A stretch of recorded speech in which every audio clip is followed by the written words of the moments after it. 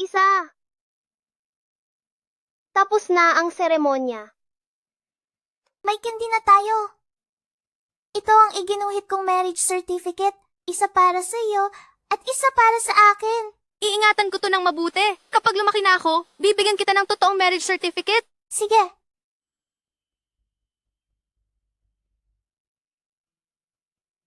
Guksun, huwag ka nang maglaro. Nandito na ang pamilya mo para sunduin ka. Halika na rito. Nariyan na po.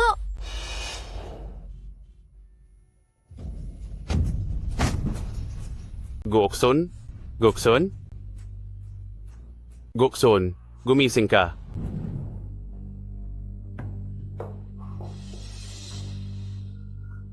Doktor, kumusta po? Kumusta ang anak ko? May pambihirang RH negative na dugo ang bata, ngunit ang ganitong uri ng dugo ay kulang sa aming ospital. Kukuha pa sa ibang lugar, pero hindi na aabot sa oras? Sa akin na po kayo kumuha. RH negative po ang dugo ko.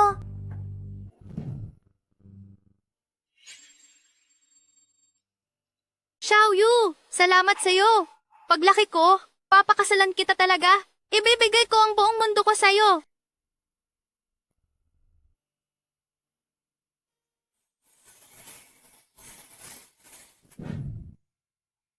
Neng, ito ay sabaw para sa iyong dugo. Uminom ka pa nito.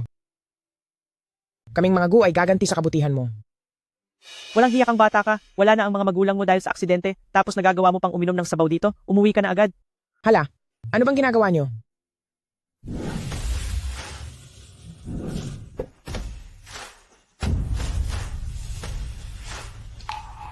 Maligayang pagbabalik sa bansa, Young Master.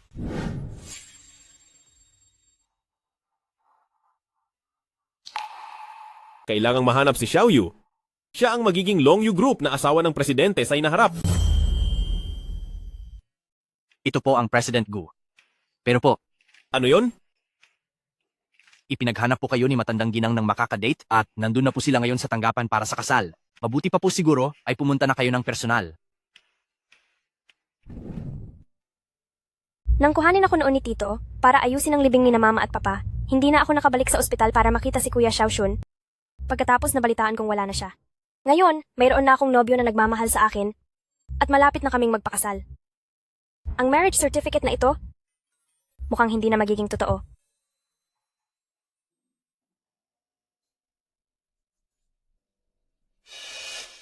Sa wakas, dumating ka na rin dyan, Long. Kanina pa kita hinihintay.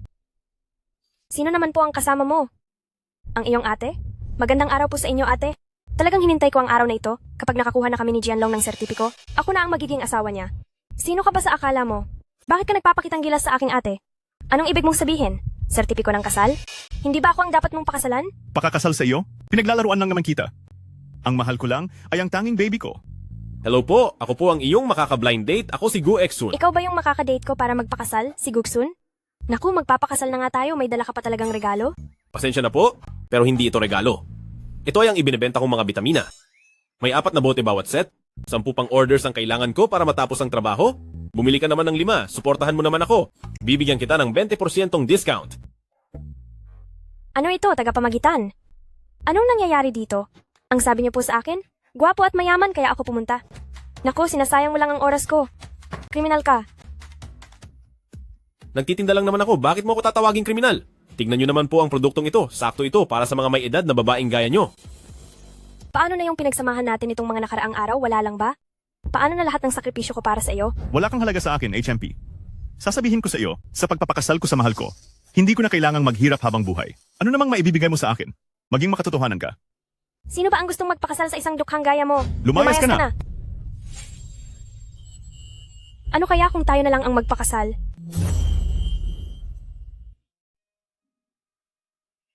Anong sabi mo? Gusto mong makipagkasal sa akin? 28 taong gulang na ako at may sweldong $9,000 kada buwan. Kung papayag ka, maaari nating buuin ang ating hinaharap ng magkasama.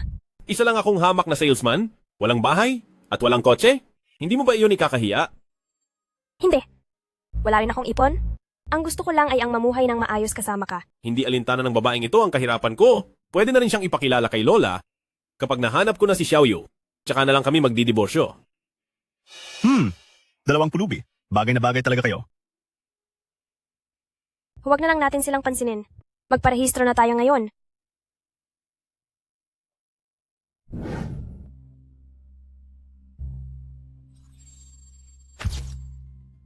Ang padalos-dalos na desisyon ay mapanganib. Dahil sa biglaang bugso ng damdamin, nakipagkasal ako sa isang estranghero. Kung wala nang iba, mauna na ako. Ha? Sandali lang. Dahil kasal na tayo, mag-add tayo sa WeChat.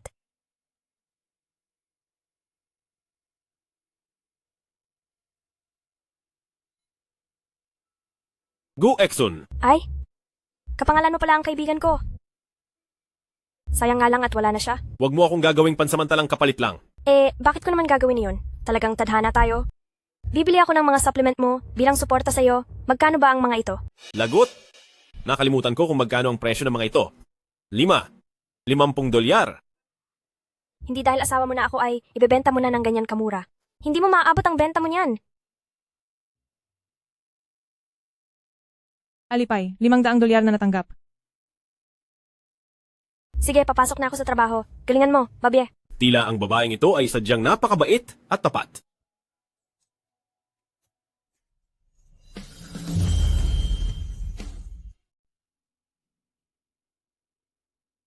Mabuti pang dalhin na lang muna ito sa bahay at itago.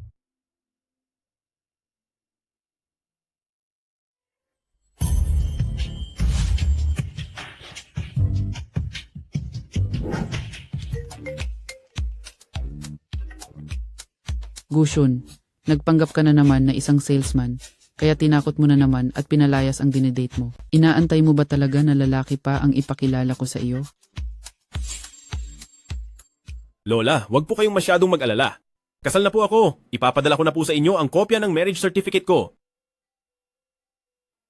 President Gu, talaga pong kasal na kayo? Oh, bakit? Pero narinig ko po kakalan lang, may isang taong may dalang dikamay na guhit lang na marriage certificate sa fanching design. Baka po si Xiaoyu ang taong iyon? Bilin agad ang fanching design ngayon din. Jiang Wanyu, bakit huli ka na namang pumasok ngayong araw? Pasensya na po. Kumuha lang po ako ng dokumento para sa kasal ko. Pero nakapagsumite na naman po ako ng leave application. Kasal ka na? Kay Zhao Jianlong ba na galing sa pamilya nyo? Hindi po ano. Doon po sa isang tao nakakakilala ko pa lang. Ano? Hindi maaari? Nakipag-flash marriage ka sa taong kakakilala mo pa lang. Nawawala ka na sa sarili mo, Wanyu. Ang kapitbahay ko noon, dahil pinipilit mag-asawa, kung sino na lang ang pinakasalan niya ng mabilis.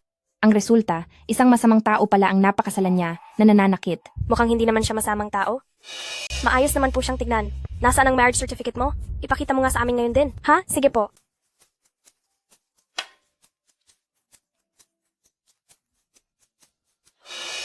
Ito? Hindi ba ito ang bumili ng kumpanya nating fanching? Si President ng Longyu Group? Ano? Ang sabi mo, sinasabi mo bang ang asawa ko ay isang CEO? Nananaginip ka ng gising. Ang CEO ng Longyu Group ay hindi kailanman nagpapakita sa publiko, kaya paano mo nalaman na siya ang CEO? Nakita ko na ang mukha ng CEO noon mula sa gilid, at eksaktong kapareho iyon ng nasa larawan. Umalis ka nga. Mula lang sa gilid iyon, paanong magiging ang CEO iyon? Ang isang pobreng gaya ni Jiang Wanyu, mapalad na siya kung makapag-asawa ng normal na tao, tapos umaasa pa siyang makapag-asawa ng CEO? Nakakatawa talaga. Ang larawan sa marriage license ay mukhang lalaking umaasa lang sa pera ng babae. Baka nga, isa lang siyang walang kwentang manloloko. Si Jiang Wanyu pa, ang kailangang gumastos para buhayin siya. Hindi katulad ko. Napakaraming humahanga sa akin. Napawang mga gwapo at mayayamang anak ng mga bilyonaryo. Sino ka ba sa akala mo, Jiang Wanyu, para mangarap na ikakasal sa pinakasikat na CEO ng Longyu Group sa buong Hangcheng? Opo, ma'am. Alam namin gustong-gusto ka ng lahat, pero sa sobrang pili mo, 40 taon ka na at wala ka pa ring napipili. Hoy, Wanyu! Bakit hindi mo pasundo sa asawa mo ang sarili mo pagkatapos ng trabaho? Sakto, matutulungan ka naming suriin siya. Tama. Dahil marami namang tao sa opisina, pwedeng mag-alok ng paninda si Guksun dito, baka sakaling maabot niya ang benta niya. Sige, okay lang sa akin. Mahal, mamayang alas 6, pwede mo ba akong sunduin sa trabaho? Sige. Sir President Gu, hindi ba't nagpakasal lang kayo para sundin ang inyong lola? Pero bakit tila Nahuhulog na ang loob ninyo sa kanya. Hinding-hindi ako mahuhulog sa kanya. Ginagawa ko lang ito para magmukhang totoo, para hindi magduda si Lola. Okay.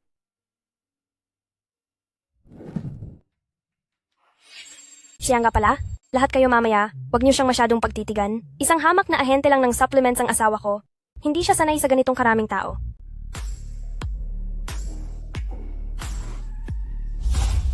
Wow, siya na ba ang asawa ni Wanyu? Ganun ba talaga kayaman ang asawa ko? Asa ka pa? Sa manliligaw ko kaya ang sasakyang ito. Ang manliligaw ni Direktora Xie, ganito pala ang itsura. Bebe, bakit ka tumatakbo? Hindi ka ba masaya na makita ako? Hindi ba sinabi ko naman sa'yo na huwag masyadong magarbo? Nakatingin ang lahat ng mga katrabaho ko. Anong kinatatakutan mo? Gusto ko ngang makita nila kung gaano kita kaminahal. Haha. Ito ba yung sinasabing gwapo at mayamang anak ng bilyonaryo? Mukha siyang mas matanda sa edad niya. Manliligaw pala ito ni Direktora Xie, akala ko ay asawa mo. Kahit hindi kasing yaman ng kanyang asawa ko. Pero hamak na mas gwapo naman siya. Anong silbi ng pagiging gwapo? Mas pipiliin ko pang tumawa sa loob ng mamahaling kotse kaysa umiyak sa isang bisikleta. Jiang Wanyu, bakit hindi pa dumarating ang asawa mo? Baka naman nakabisikleta lang siya papunta rito. Uy, may dumating na namang isa. Hindi ko akalain na si Direktora Xie, kahit may edad na siya, ay maganda pa rin at kaakit-akit. Ang dami niyang manliligaw, pati ang mga big boss ay nakapila para ligawan siya. Ay naku, dapat humble lang tayo. Wow! Ito ay gwapo na at mayaman pa. Talagang talo na yung lalaking madungis kanina. Bakit hindi ko pa nakita ang taong ito? Mahal, nandito na ako para sunduin ka. Saan galing ang sasakyang ito?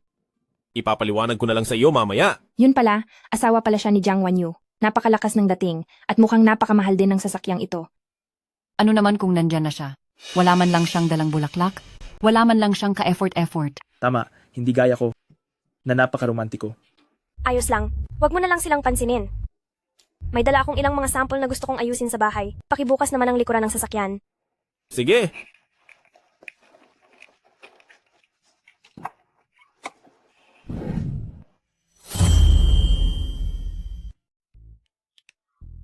Totoo ba ito, Wanyu? Ang asawa mo? Talagang sagad ang pagkaromantiko. Oo nga, hindi ko akalain na ang napangasawa ni Wanyu sa isang biglaang kasal ay ganito kagwapo at ganito kayaman. Hindi naman, ordinaryong tao lang siya. Gabi na rin, una na kami.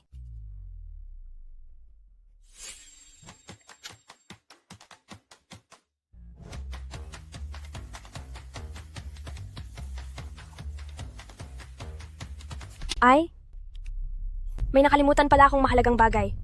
Anong mahalagang bagay? Pinapunta kita rito kanina para sana tulungan kang magbenta ng mga bitamina. Pero sa sobrang bongga ng ginawa mo, nakalimutan ko na tuloy. Ay oo nga pala, ano ba yung tungkol sa sasakyan at mga bulaklak na iyon? Huwag mong sabihin, isa ka talagang maimpluwensyang tao? Paano namang mangyayari iyon? Sa boss ko ang kotseng ito. Akala mo ba sa akin ay tanga? Isa kang hamak na salesman. Paano mo magagamit ang kotse ng boss mo? Lumipat na ako ng trabaho.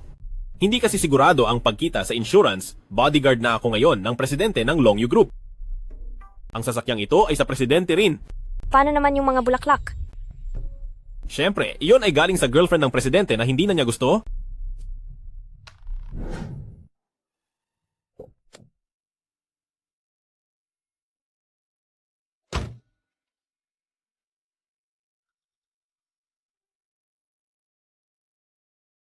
Iyon lang. Hindi na makakapasok ang kotse rito sa harap. Salamat sa paghatid sa akin pa uwi. Sige, gusto mo bang pumanhik muna sa taas? Huwag mong akalaing hindi ko naiintindihan ang mga pahiwatig mo. Kahit kasal na tayo, wala akong nararamdaman sa iyo at may iba akong gusto. Kapag nahanap ko na siya, makikipagdiborsyo ako sa iyo. Nagkakamali ka, naging magalang lang ako sa'yo. Wala talaga akong balak na paakyatin ka.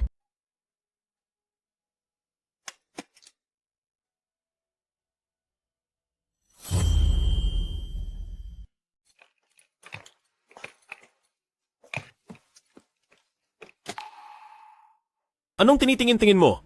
Gusto ko lang sanayin ang lakas ng braso ko, hindi dahil sa tinitirhan mong bulok na bahay na ito. Walang elevator, tapos may dala pa akong maleta, tayo na. Masyado talagang mapagmataas ang lalaking ito.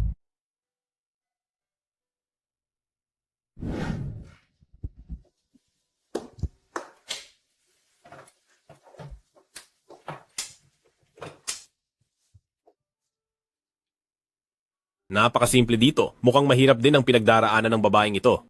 Bibigyan kita ng isang bahay pagkatapos nating mag-divorce. Walang ang pera ang lalaking ito. Nagagawa pa niyang magbigay ng huwad na pangako. Bakit ka tumatawa? Ha? Hindi ako tumatawa. Inaasahan ko lang na mahanap mo na ang mahal mo para makipag-divorce na sa akin. Ganoon ba? Pwede kitang gawan ng litrato. Sabihin mo sa akin kung anong klaseng tao ang mahal mo at anong itsura niya. Iguguhit ko siya para sa iyo. Sama-sama nating hanapin siya. Siya ang pinakaamo at pinakamabait na babaeng nakilala ko kailanman. Ang mga mata niya ay parang bituin. Ang mga ngiti niya ay parang araw. Lahat ng papuri sa mundo ay karapat-dapat para sa kaniya. Kuya, wala namang detalye iyan. Paano ko yan iguguhit? Sabihin mo ang mas eksaktong detalye. Ibigay mo sa akin ang larawang iyan at titingnan ko.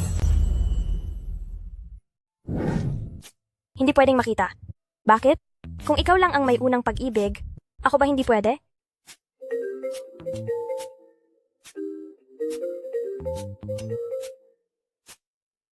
Sige, mauuna na muna ako. Sige.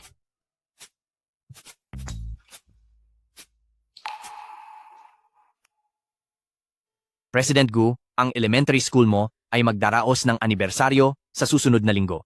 Inaanyayahan nila ang lahat ng mga nagtapos na dumalo, baka sakaling pupunta rin si Xiaoyu.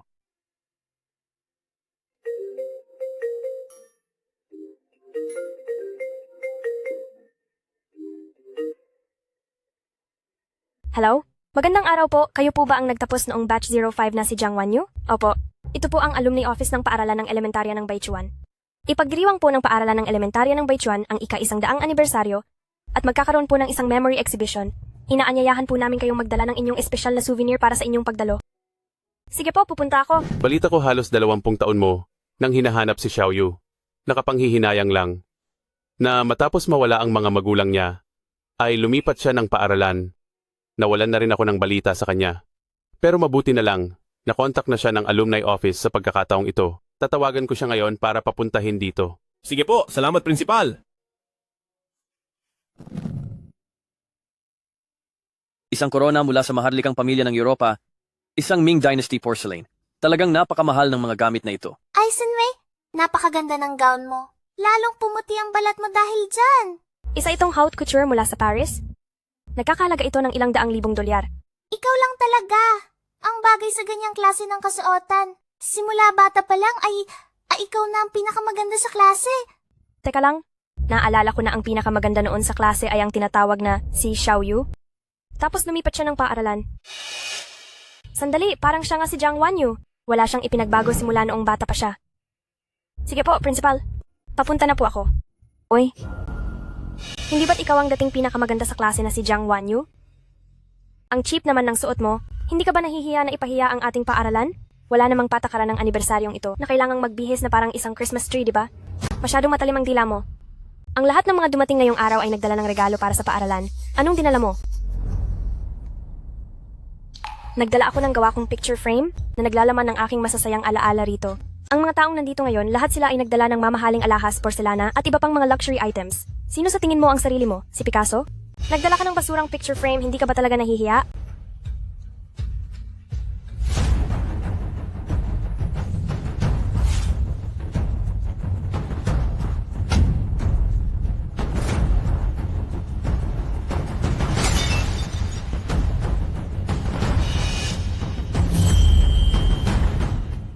Naku, basag na ang mga souvenir. Paano mo kaya ito ipapaliwanag sa paaralan? Tumigil ka sa panunuya mo. Kung hindi mo ako tinulak kanina, mababagsak ba ang mga ito? Tinulak kita? Sinong nakakita? Hindi ba't kusa kang natumba? Akala mo ba walang CCTV rito? CCTV? Kami ang nagsisilbing mga saksi rito. Halika rito. Paano nasira ang mga souvenir na ito? Magsalita ka. Isang mayamang eredera si Lee Sin-wei, samantalang mahirap lang si Jiang Wanyu. Mabuti pang huwag ko nang galitin si Lee Sin-wei. Opo. Totoo po. Si Jiang Wanyu ang mismong nakabasag. Correct. Kilala si Miss Lee bilang isang kagalang-galang na binibini.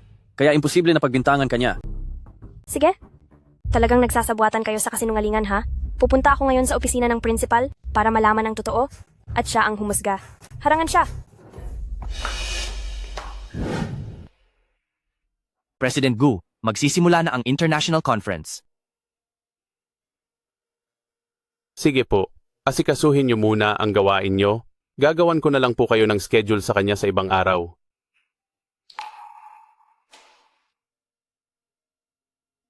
Ang mga seramikang ito mula sa dinastiyang Song ay nagkakahalaga ng 50 milyong dolyar? Itong mga inukit na jade, ang simula ng presyo ay 60 milyong dolyar. Ang mga bagay na ito, kahit pa magtrabaho ka habang buhay, hindi mo magagawang bayaran. Kung hindi ka luluhod at hihingi ng tawad, hindi kita patatawarin. Tama. Lumuhod ka. Luhod? Wala akong ginawang mali. Bakit kailangan kong lumuhod? Matigas ang ulo mo, ha? Sugurin niyo siya. Aba, masyadong mahalaga sa'yo ang basurang frame na ito? Tingnan ko nga kung ano ang narito. Oy, ha? Peking certificate ng kasal? Hahaha, halikayo. Tingnan nating lahat ito. Ano kaya ito? Marriage certificate daw, haha. Nakakatawa naman. Ano bang klaseng basura ito? Ibalik mo sa akin yan. Gusto mo ba nito? Sige. Yumuko ka at humingi ng tawad. Kundi sisirain ko ang pag-aaring ito. Masyado mo na akong inaapi. Ang tigas ng ulo mo. Huwag.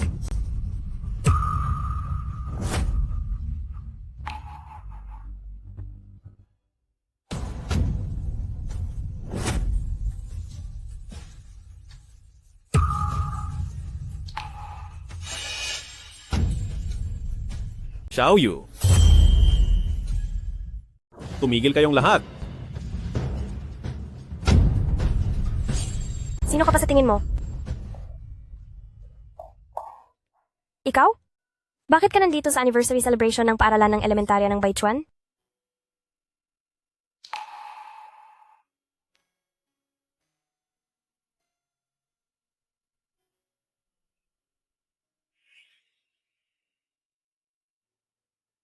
Xiaoyu? Ako ito. Matagal na kitang hinahanap. Kuya Xiaosun? Ako ito, Xiaoyu. Sa wakas, ay nahanap na kita. Sinabi ni Tiyo noon na hindi ka na umabot sa ospital. Akala ko ay kailanman hindi na kita muling makikita. Hindi ko akalain ang babaeng basta-basta ko nalang pinakasalan ay ang taong matagal ko nang hinahanap. Hindi na kita hahayaang mawalay pa sa akin. Hoy, hoy.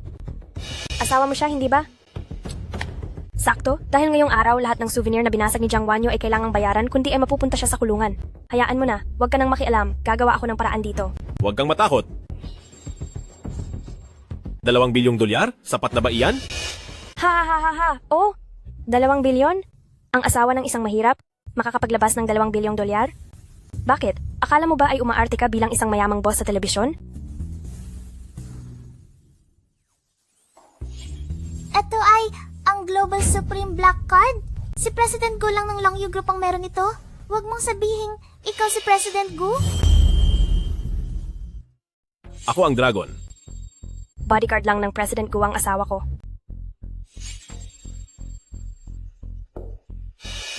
Tama. Ako ang President Gu. President Gu, ngayong araw ay si Jiang Wanyu. Nakabasag siya ng souvenir. Hindi ito pwedeng palampasin lang ng ganito. Asawa lang siya ng bodyguard mo. Hindi mo dapat siya pinagtatakpan. Siyempre, hindi ko siya pagtatakpan. May 2 bilyong dolyar sa loob ng card na ito. Hati-hatiin nyo na iyan.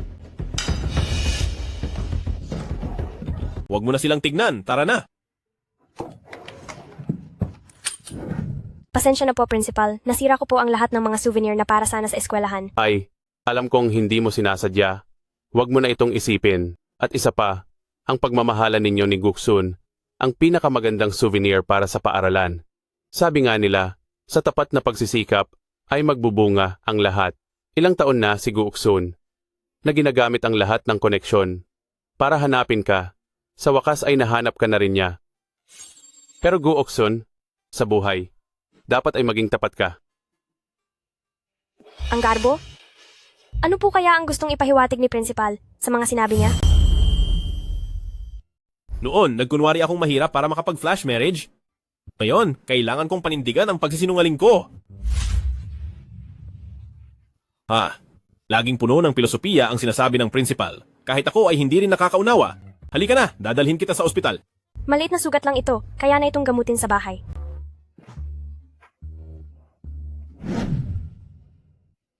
Huwag ka muna pumasok sa trabaho. Magpahinga ka muna ng maigi sa bahay ng ilang araw. Paano naman pwede iyon? Hindi lang ako kailangang pumasok sa trabaho, kailangan ko ring magtinda sa bangketa. Pero ang sugat mo, Sa liit ng sugat na ito, kung mas tatagalan mo pa ang pagbendita, baka maghilom na ito ng kusa. Halika, isasama kita para kumita ng extra. sa pagtitinda mo ng buong gabi, mahigit $100 lang ang kinikita mo, sulit ba iyon? Siyempre naman, panggastos na ito sa pagkain para sa isang linggo. Kung tuloy-tuloy akong makakapagtinda ng ilang araw, makakakain pa tayo ng ribs sa weekend. Kaya lang, hindi ko alam kung magkakaroon ba ng overtime dahil kapag nag-overtime ako, hindi na ako makakapagtinda. Hi. Sa mga kumpanya sa ilalim ng Long U Group, triple ang bayad sa lahat ng overtime. Talaga? Ang Long U Group ay ang pinakamagandang grupo sa mundo at si President Gu ang pinakamagaling na boss sa buong mundo. Ganoon dapat. Pinupuri ko si President Gu. Bakit ikaw ang sumasagot ng ganyan? Itong sasakyang ito, parang walang hatak kapag umaakyat. Guksun, baka pwede kang bumaba muna?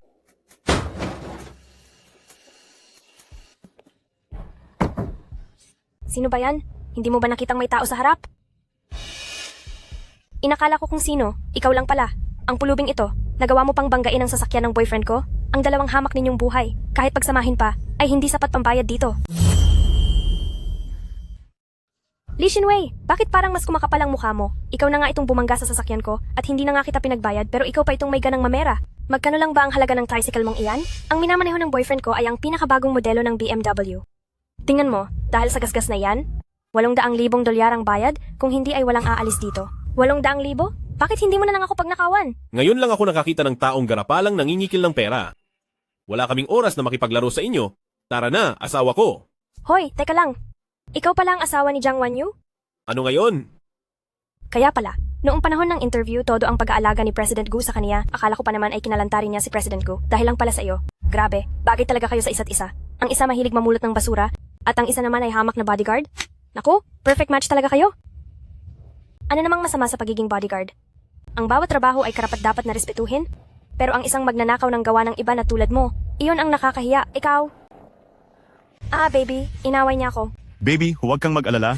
Nandito ako.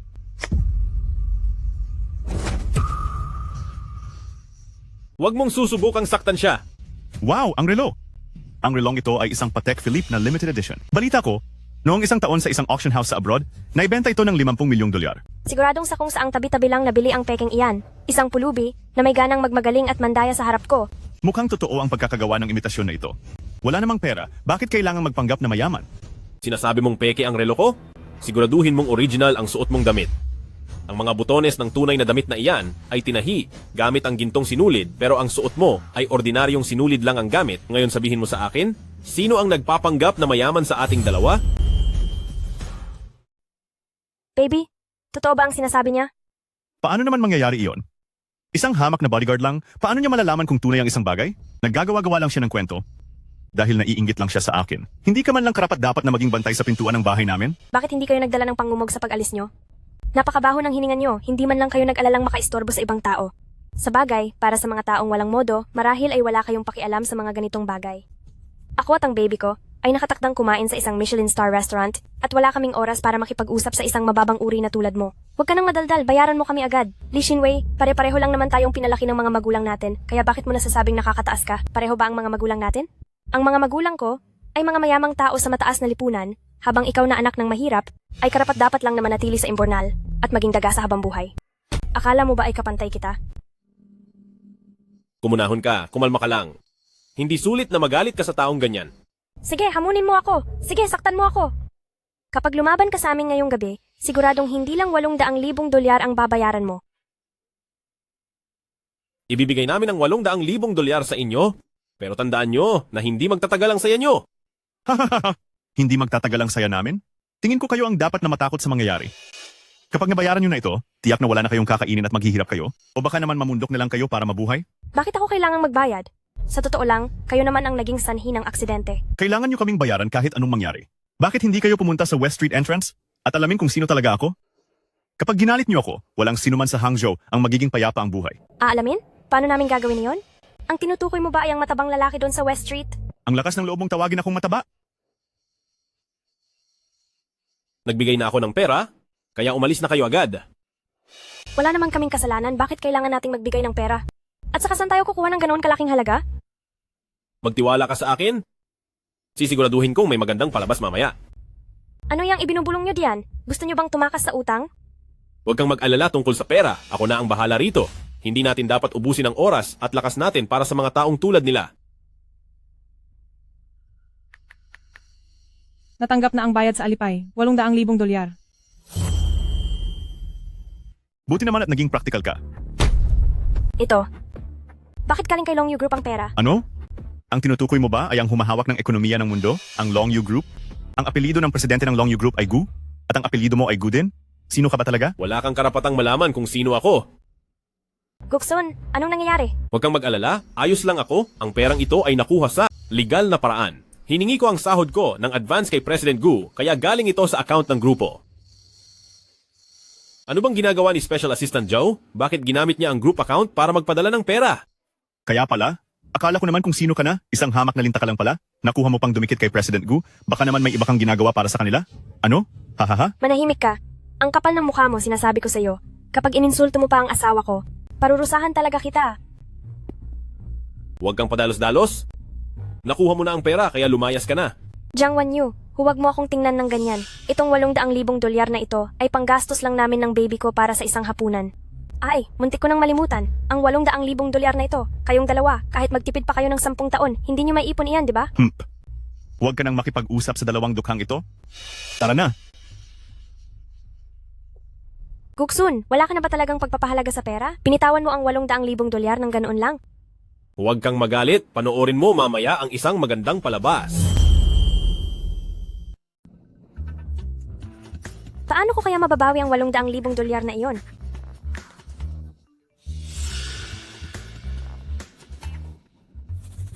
Uy, tingnan mo.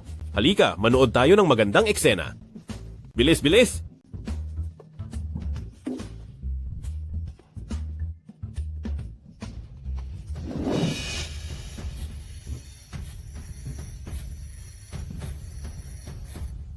Ano ang nangyari? May gana pa kayong magtanong kung anong nangyari? Pinakabagong modelo ang Porsche na ito. At tingnan nyo, kung anong ginawa nyo sa sasakyan ko. Kami ba talaga ang nakabangga? Dalawa lang ang sasakyan dito sa kalsada. Bakit? Ako ba ang bumangga sa sarili ko? Magbayad na kayo agad. Kundi, hindi kayo makakaalis dito. Magkano ba? Sapat na ba ang 100,000 dolyar? 100,000? Namamalimos ba ako sa tingin nyo?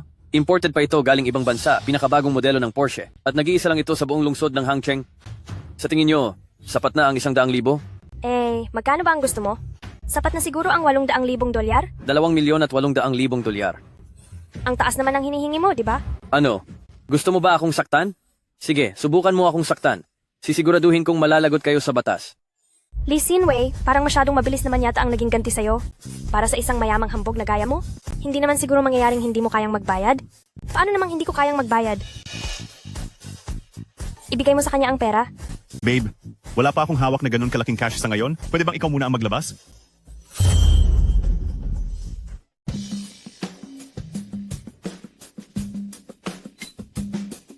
Sa'yo na.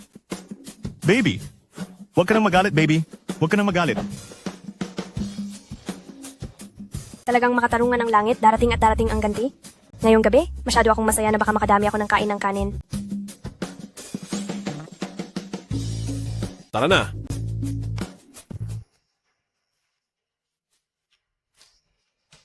Ano bang ugnayan mo kay Lee Sin-wei? Bakit parang ang lalim ng galit nyo sa isa't isa? Siya ba?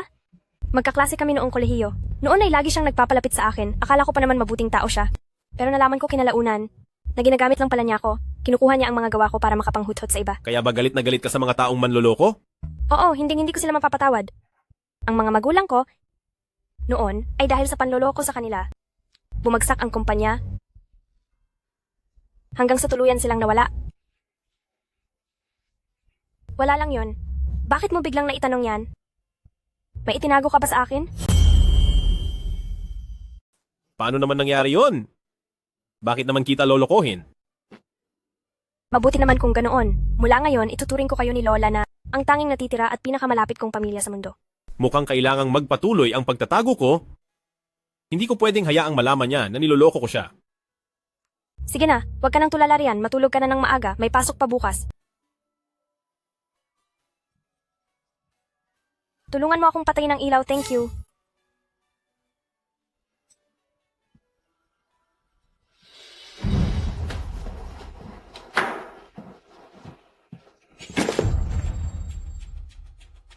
Listen, Wei.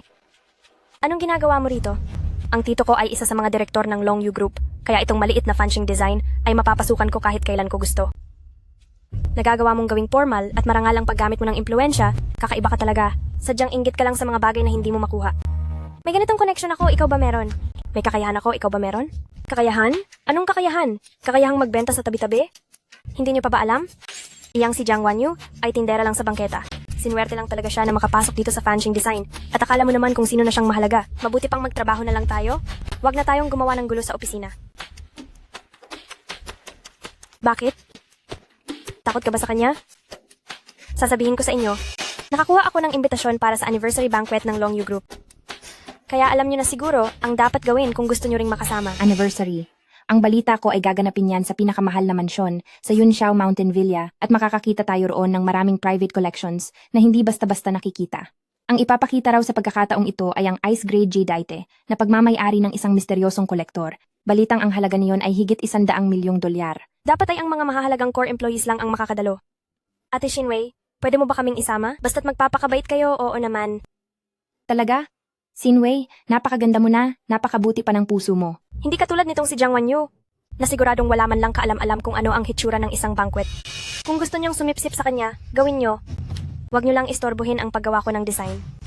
Mahilig ka palang magtrabaho? Sige, tutulungan na kita. Itong ilang samples ng embroidery, kapag natapos mong tahiin, magiging mabait ako at isasama kita para naman lumawak ang pananaw mo. Ang sarili mong trabaho ay wala akong pakialam. Tungkol naman sa sinasabi mong party, hindi ko kailangan ng tulong ng isang taong katulad mo para makapasok. Isang vendor lang naman, pero bakit kung makakilos ka, ay parang kung sino ka na. Tama, naniniwala ka ba na kapag nagsalita na ang tito ni Sinwei, ay agad kang matatanggal sa kumpanyang ito? Hay nako, dahil naging magkaklase naman tayo noon, hindi na kita tatanggalin sa trabaho. Pero ang asawa mo, anong ibig mong sabihin? Ang asawa mo ay bodyguard ng president, diba? Ang tito ko ay isa sa mga director ng kumpanya. Ang magpalit ng isang bodyguard ay napakadaling bagay lang para sa amin. Ang away nating dalawa, huwag mo nang idamay ang ibang tao. Alam ko na pareho tayo nang iniisip, kaya depende na yan sa gagawin mo. Alis na kami.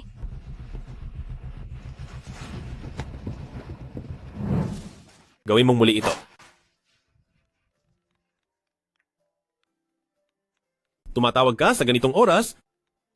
Siguro ay namimiss mo na ako. Kanina lang ay nakakunot ang noo nyo, pero nang makita ang tawag ni Mrs. ay napangiti na kayo. Mukhang si President Gu ay totoong nagkakagusto na kay Mrs. Anong problema? Mag-overtime ako ngayong gabi, huwag mo na akong hintayin, umuwi ka na muna. May inihanda akong pagkain sa loob ng ref, initin mo na lang bago kainin. May gagawin pa ako kaya ibababa ko na ito.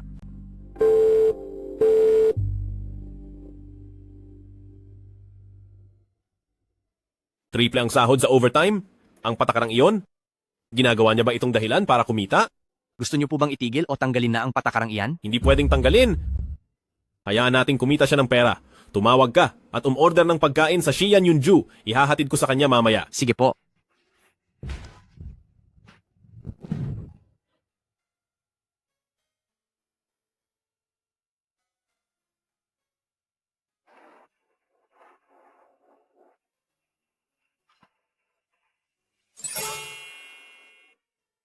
Bakit ka nandito?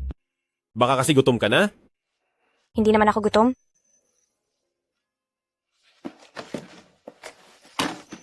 Halika na, kumain ka na.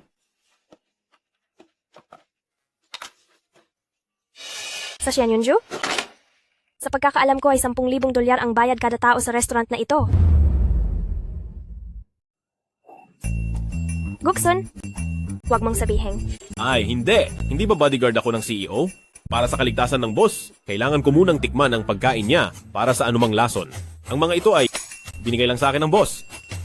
Mukhang hindi pala madali ang maging CEO, pati pagkain kailangang ipag-alala kong ligtas. Buti na lang, normal na tao lang tayo.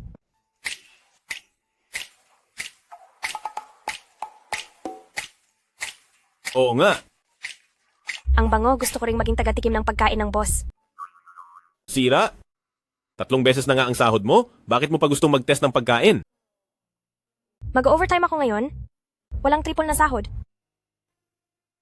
Sa dami nito, bakit hindi pwedeng mag-apply ng overtime pay? Ang lahat ng ito, pinatambak lang sa akin ng mga katrabaho ko. Sila kasi gustong pumunta sa annual party ng kumpanya, kaya iniwan nila lahat ng trabaho sa akin. Hoy, alam mo ba yung annual party ng grupo? Siyempre naman. Bakit? Gusto mo ring pumunta? Oo. Sinong designer ba ang ayaw pumunta? Sa party, makikita mo kung anong mga gown ang suot ng mga tao? Pero pangarap na lang yun, wala kaming kakayahan para doon. Sila? Wala rin naman silang karapatang pumunta roon, di ba? Bakit dahil sa party na yan? Pinagawa nila sa iyo ang lahat ng ito? Hindi nga pwedeng pumunta ang mga ordinaryong empleyado, pero pwedeng pumunta si Lee Shinwei, director si Tito sa kumpanya, kaya natural lang na pinagtutulungan nila ako. Saan ka pupunta? Haharapin ko sila para maturuan ng leksyon. Hayaan mo na. Lahat naman tayo ay maliit na trabahador lang, naghahanap buhay lang sila. Huwag ka nang magalit dahil dito, hindi sulit na ma-stress ka, at saka hindi ko naman kilala kung sino si Tito. Sige, ganito ang gawin natin. Makinig ka? Magpahinga ka muna. Ako na ang tatapos sa mga ito. Marunong ka ba? Siyempre, kahit bodyguard lang ako, maraming taon na rin akong kasama ni President Gu. Iba't ibang mga bagay ang natutunan ko. Paburda lang naman ito, kayang-kaya ko yan. Sige, subukan mo nga.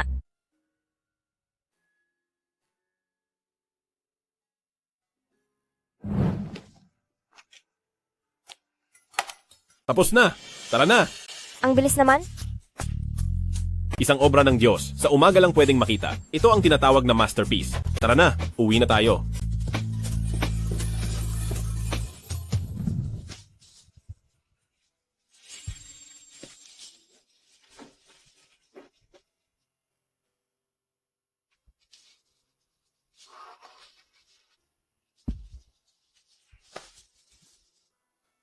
Naku po.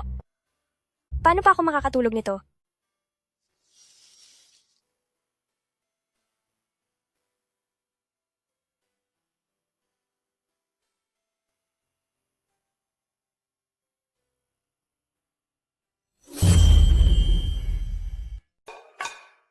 Hindi ka pa ba nagsasawang tumingin? Gusto mo bang lumapit pa para makita?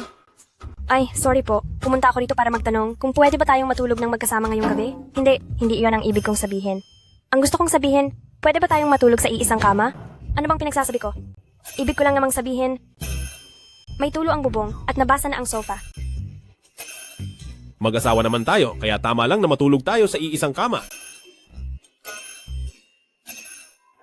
Humiga ka na, papatayin ko na ang ilaw. Kaya lang naman ako rito, dahil hindi pwedeng higaan ang sofa. Naririnig mo ba ako?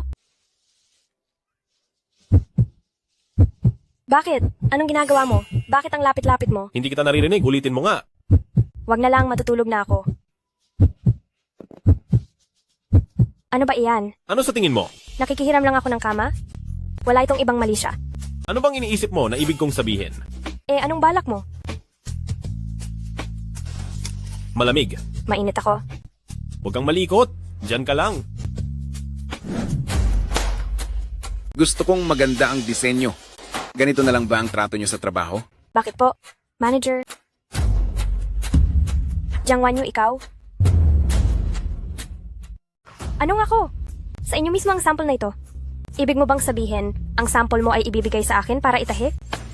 Anong pinagsasabi mong kalokohan? Tama na.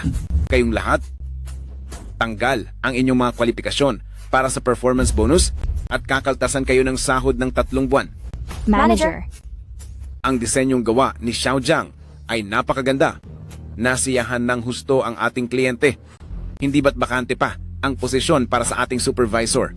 Simula ngayon, si Xiao Jiang na ang supervisor ng Fashion Design Department. Ito ang imbitasyon para sa anibersaryo ng kumpanya bilang parangal sa iyong mahusay na performance. Salamat po, Manager. Dapat kayong matuto kay Xiao Jiang.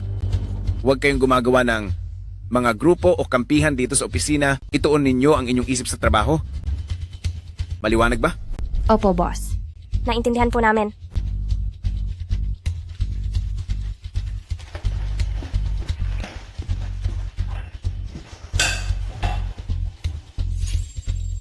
Anong ginagawa mo? Ibalik mo iyan sa akin. Huwag kang magmadali. Ibabalik ko rin ito agad. Ano bang ginagawa mo? Ito, pinaghirapan ko. Ito makuha. Bakit? Iniisip mo ba, na tulad ni Cinderella, makakatagpo ka ng prinsipe sa party na iyan? Gising na sa katotohanan. Ang totoo, sa buong pagkatao mo, ay wala ka ni $100.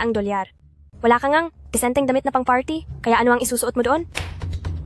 Manatili ka na lang sa basurahan, dyan ka lang at wag nang magtangkang umalis.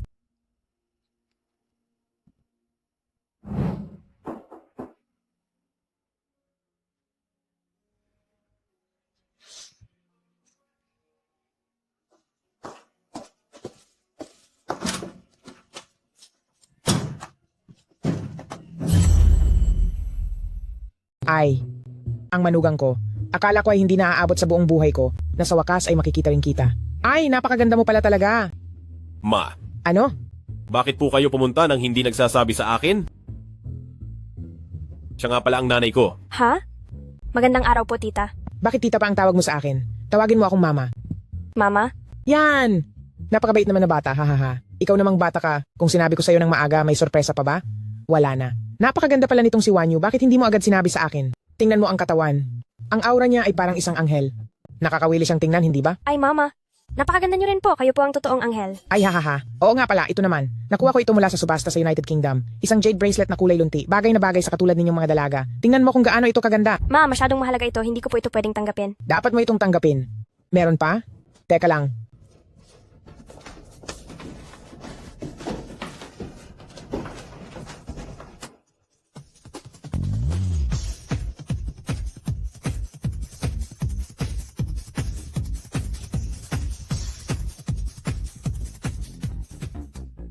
Ang mga ito ay bahagi pa lang. Tungkol naman sa mga bestido, nagpahanap ako sa royal designer sa United Kingdom para ipasadya ang mga ito para sa iyo. Pati itong mga kuwintas at alahas ay lahat nakuha ko rin mula sa mga subasta. Kung may magustuhan ka pa, sabihin mo lang kay mama. Hahanap ako para sa iyo sa susunod, okay? Ganito ba kayaman ang pamilya niyo? Hindi totoo ang lahat ng iyan. Hilig lang talagang manood ni Mama ng mga maikling drama. Lagi niyang ginagaya ang mga bonggang eksena doon, di ba ma? Kapag tinakot niyo siya at lumayo siya, ewan ko na lang kung saan kayo iiyak niyan. Hahaha. Oo, tama. Hahaha. Paano naman ang mga bodyguard kanina? Mga kasamahan ko lang sa trabaho iyon. Sa linyang tinatrabaho namin, likas na matulungin ang lahat. Kaya tinulungan na nilang bitbitin ang mga gamit ni Mama. Haha. Hahaha. Iyan, Wanyu. Tanggapin mo na ito. Kaunting regalo lang ito ni mama para sa iyo. Salamat po, ma. Pero ordinaryong empleyado lang po ako. Hindi ko naman po magagamit ang mga ito. Hindi ba't pupunta ka sa isang party? Hindi ko pa sinasabi iyon. Paano nyo nalaman? Wala pa naman akong sinasabi. Paano mo nalaman? Ako kaya ang personal bodyguard ni President Gu. Ano mang iplano ni President Gu? Alam ko. Ganoon pala iyon. Kaso ngayon, hindi na ako makakapunta. Bakit? Anong nangyari? Pinunit kasi ang invitation letter ko. Sinong nangahas namang api sa manugang ko? Ma, Baka matakot po siya sa inyo. Aha, iyon ba, Wanyu? Sa susunod na may mga api sa iyo, sabihin mo agad kay mama. Kahit sigukson pa ang mga api sa iyo, hindi ako papayag. Ma! Bakit? Huwag po kayong mag-alala. Hindi ko rin po kayang saktan niyan. Oh, ito sa iyo. Bakit meron ka rin ito? Benefit ito ng pagiging bodyguard ng boss. Pero kung ibinigay mo na ito sa akin, paano ka napupunta? Huwag mo na siyang alalahanin. Mukha pa lang niya ay sapat na para makapasok. Gagamitin ang mukha? Kapal ng muka. Magkakapal mukha na lang ako na humingi ng isa pa kay President Gu. Pwede ba iyon? Siguradong po pwede iyon. Maniwala ka sa akin. Pero kahit may invitation na ako, wala naman akong disenteng damit o alahas. Wag na lang siguro akong pumunta. Kunin mo na ulit itong invitation. Anong walang damit? Hindi ba't sa iyo naman ang lahat ng ito? Pero hindi ba't peke lang ang lahat ng ito? Ha? Maniwala ka sa taste ni Mama. Itong mga binili niya. Mukhang totoo. Hindi ito mahahalata ng iba. Pero bilang isang designer, hindi ako pwedeng magsuot ng peking gown sa party. Ako na ang bahala sa gown ko, pwede akong gumawa ng sarili kong design. Pero ang mga alahas... Heto. Ang isang ito ay mula sa dote ko noon, kahit hindi ito masyadong mahal. Totoo naman ito, isusuot mo ito sa party ha. Ma, napakagara po nito, hindi ko ito pwedeng tanggapin. Pwede? Bakit naman hindi? Wanyu, iisang pamilya na tayo. Wala nang dapat ikahiya pa. Tanggapin mo na. Maraming salamat po, ma. Wala iyon. Halika, isuot ko sa iyo.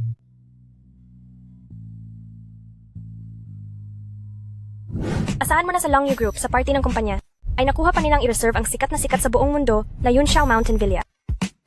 Ngayon naman, kasama na ang Golden Passage, balita ko ay ang mga bilyonaryo lang ang pwedeng dumaan sa Golden Passage na iyan. Hindi mo pa ba alam?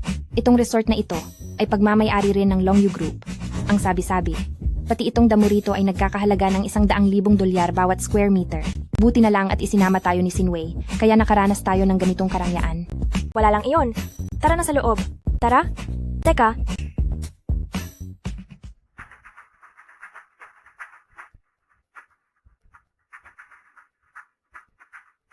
Hindi ba si Jiang Wanyu iyan? Bakit siya nandito? Salamat po, Manong Driver. Pasensya na sa abala. Masyado bang pansinin ito? Tatakpan ko na lang muna ito. Akala ko naman kung sino. Bakit? Balak mo bang puslit na pumasok sa loob ng hall? Hindi mo ba nakikitang lantaran akong pumapasok dito? Kung wala kang pakinabang sa mga mata mo, ipamigay mo na lang. Lantaran, meron ka bang imbitasyon? Wala kang pakialam. Security guard!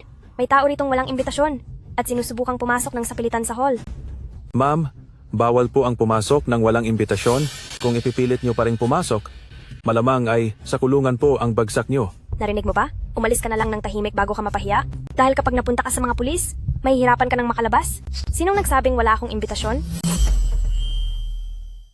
Sinong nagsabing wala akong imbitasyon?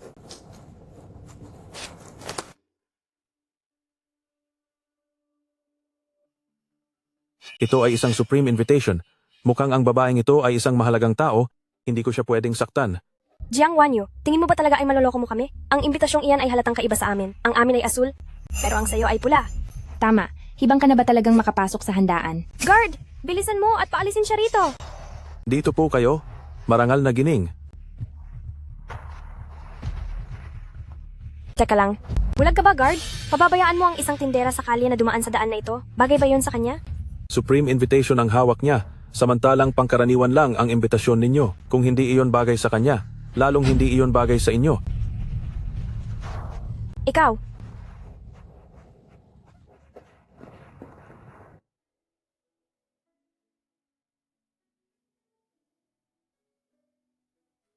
President Gu, nandito na po ang may bahay. Nandito na agad? Pupunta muna ako sa lounge para umiwas.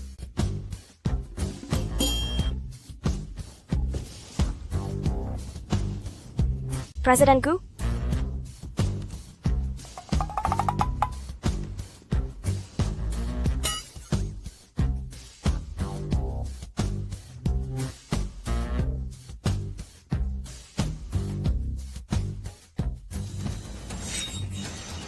Jiang Wanyu? Ang handaang ito ay hindi pangkaraniwan lang? Hindi ka ba nahihiya na nakasuot ka lang ng peke? Nakakahiya ka. Nagsusuot ka ng fake na mga gamit, hindi ka ba nahihiya? Anong ikinagagalit mo na naman? Bilang isang fashion designer, isinusuot ko ang sarili kong gawang gown sa handaang ito. Bakit naman ako mahihiya? Mahirap ka talaga kaya hindi mo kayang bumili ng mga branded na gamit. Dahil sa okasyong ito, ayaw kong makipag-away sa iyo. Sa aming mga iginagalang na panauhin, paumanhin po. At nais naming ipaalam sa lahat na ang nakatakdang i-display na hikaw na IC Jade King dahil sa personal na dahilan ng collector ay hindi na itutuloy ang pagpapakita. Paano nangyari ito? Ang inaasahang exhibition sa piging na ito ay ang hikaw na IC Jade King pa naman. Ayon sa mga balita, itong hikaw na IC Jade King ay pagmamayari ng isang misteryosong kolektor sa loob ng ilang dekada. Maging ang museo ay hindi ito mahiram, mukhang hindi na natin ito makikita ngayon. Sinong nagsabi na hindi ito makikita? Itong hikaw na IC Jade King ay nabili na ng pamilya ko mula sa kamay ng kolektor na iyon. Ano? Sinway, ang ibig mong sabihin ay, ang nagkakahalaga ng 1 bilyon at 500 milyong dolyar na hikaw na IC Jade King ay binili ng pamilya nyo? Oo, tama ka. Mabuti na lang at ang tatay ko ang tagapamahala ng exhibition na empleyado dito, kaya nalaman namin agad na ang kolektor ay hindi na ipapahiram ang mga hikaw na ito, kundi ay hindi aabot ang paggawa ng pabrika para mabuo ang mga hikaw na ito. Wala talagang katulad si Shinwei, na ang pamilya ay kayang bilhin ang hikaw na IC Jade King. Tanging si Shinwei lang, ang karapat-dapat na magsuot ng ganito kagandang hikaw. Ngunit, hindi namin alam kung kami ay magiging sapat na swerte na makita ang mga hikaw na ito. Oo nga, tama. Dahil gustong-gusto nyo talagang makita, ipakikita ko na sa inyo itong hikaw na IC Jade King. Heto, tignan ninyo, itong mga IC Jade King na hikaw. Ito na nga ang nagkakahalaga ng 1 bilyon at 500 milyong dolyar na IC Jade King na hikaw. Paano nangyari iyon? Bakit ang mga hikaw na ito ay sa nanay ko at ang binigay niya sa aking mga hikaw ay magkapareho? Tunay nga na IC Jade King na hikaw iyan. Diyos ko, sulit ang pagpunta ko rito. Exinway, ang yaman talaga ng pamilya mo, kayang-kaya ninyong bumili ng 1 bilyon at 500 milyong dolyar na mga hikaw. Ay, Jiang Wanyu, saan ka pupunta? Naiinggit ka ba? Masyado kang maraming iniisip. Hindi lang ako ang nag-iisip niyan. Kitang-kita naman yan ng lahat. Hindi ba namamalikmata ang paningin ko? Ang suot din ng babaeng iyon sa mga tainga niya ay mga ICJ Diet King na hikaw? Eksaktong magkapareho pati ang laki. Posible bang may dalawang pares ang mga hikaw na yon? Imposible. Sadyang napakadalang ng Ice Kind Jadeite at mas mahirap pang mahanap ang Jadeite King. Itong pares ng ICJ Diet King na hikaw, iisa lang ang ganito sa buong mundo. Siguradong peke ang isa sa mga iyan. Jiang Wanyu, alam kong mahilig kang makipagkompetensya, pero hindi ko akalain na magagawa mong maging walang hiya sa pagsuot ng pekeng gamit. Iba pa ang usapan kung peke ba ang hikaw ko. Pero ang sayo ang siguradong peke? Ang kintab ng Jadeite na ito ay tila wax lang. Ang mga gilid nito ay may mahinang asul-behang liwanag. Halatang hinaluan ito ng mga organic colloid, ang kulay ng liwanag na tumatama. Tama po ang sinasabi niya dahil ang pamilya ko ay nagbebenta ng mga alahas at may alam kami tungkol sa mga bagay na ito. Ang pagkintab ng jade na suot niya ay may taglay na tunay na katangian ng mga natural na markang gaya ng balat ng orange. Ibig bang sabihin ay ang mga hikaw niya ang tunay? Kung tunay ang mga hikaw ni Jiang Wanyu, hindi ba't ang suot ni Lee Sin-wei ay peke? Mag-isip nga kayong mabuti. Paano magiging peke ang gamit ko? Matagal na kasi itong hindi nalinisan. Dagdag pa ang pangit na ilaw dito sa hotel. Tama! Sa estado ng pamilya ng aming Sin-wei, paano siya magsusuot ng peke? Inggit ka lang, Jiang Wanyu. Napakakitid ng utak nyo. Hindi nyo ba alam? Yang si Jiang Wanyu, isang ulila na walang ama at ina, at isang pulubi na nagtitinda lang sa tabi-tabi. Sa pagpunta niya sa salusalo na ito, wala siyang pambili ng disenteng damit, kaya isinuot niya lang ang gawa niya. Kaya paano siya magkakaroon ng tunay na hikaw na IC Jade King?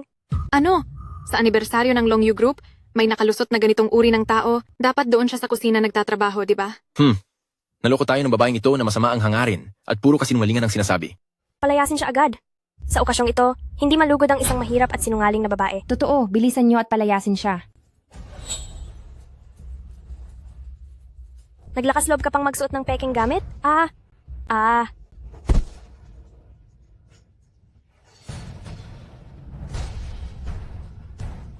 Mana pa ito ni nanay? Bakit? Lalaban ka pa ba? Bakit? Gusto mo bang makipag-away? Bitawan mo ako.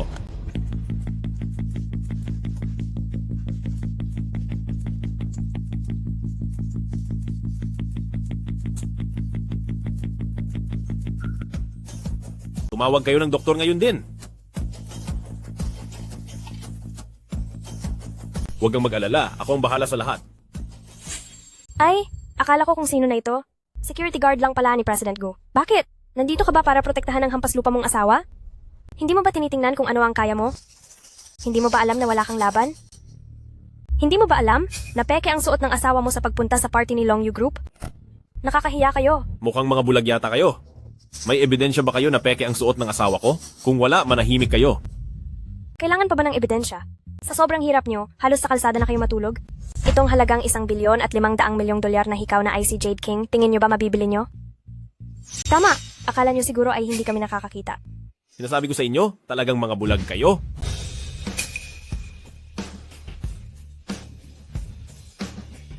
Siguradong alam ng lahat dito na tanging tunay na hiyas lang ang hindi masisira kapag nabuhusan ng matapang na asido.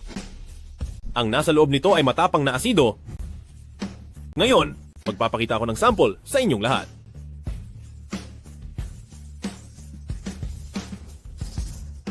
Dahil sinasabi mo na totoo ang hikaw mo, ihulog mo iyan sa loob. Bakit ko naman gagawin ang gusto mo? Bakit? Takot ka bang gawin ito? Sige, unahin mo muna ang sayo.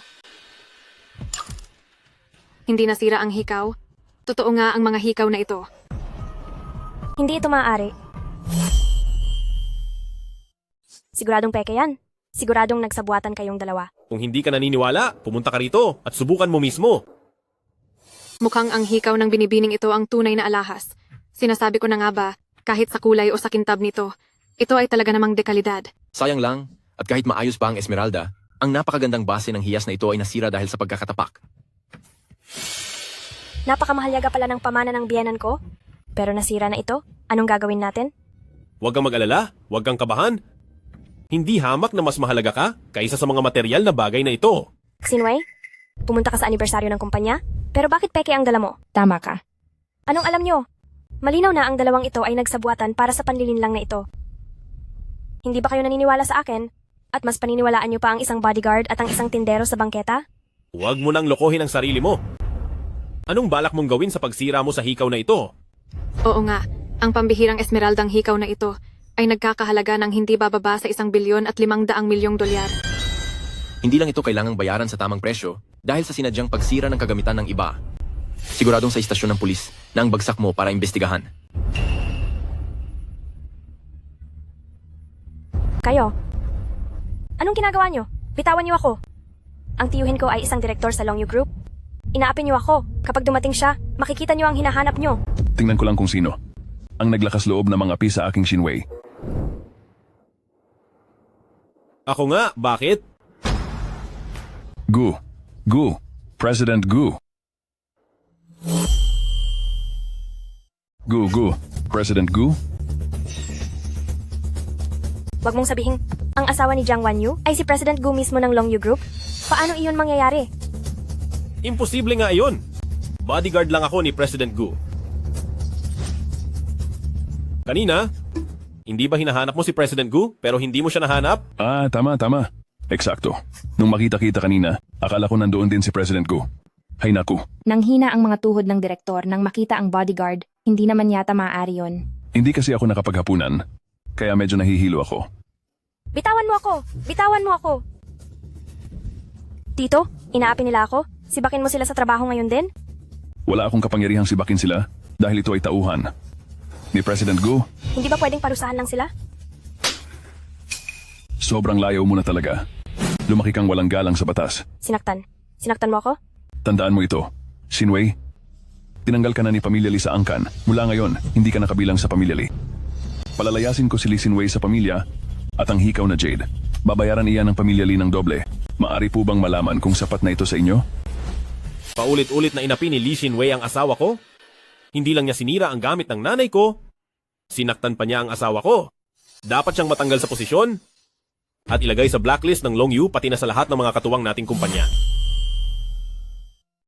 Ang parusang ito, parang sira na ang buong buhay niyan. Ano bang ikinababahala nyo? Halatang halata naman na nagbibiro lang sina Shinwei at Tito. Pero ang hamak na bodyguard na ito, masyadong yumayabang at nagmamataas. Tito, nagbibiro ka lang, di ba? Hindi nyo man lang ba tignan ang sarili nyo sa salamin? Tignan nyo kung gaano kayo kapulubi? At nagagawa nyo pang gamitin ang kapangyarihan ni President Gu para diktahan ang aking tito. Ngayon, sasabihan ko ang aking tito, natanggalin kayo sa trabaho at ipapakulong ko pa kayo. Tito, dali, parusahan mo na sila. Kung gusto mong mapahamak, huwag mo akong idamay. Susunod po ako sa inyong utos at maayos na gagawin ang bagay na ito. Nawawala ka na ba sa sarili mo, Tito? Bakit ka nakikinig at sumusunod sa isang taong walang silbi? Tumahimik ka na nga. Kapag nagpatuloy ka pa sa pagsasalita, mas lalo lang gugulo ang sitwasyong ito. Bata lang po siya at wala pang alam, sana po ay pagpasensyahan niyo na. Mula ngayon, kung sino man ang magtangkang mang-api sa asawa kong si Jiang Wanyu, ako na si Guk Sun at si Longyu Group ang makakaaway nyo. Halika na, asawa ko.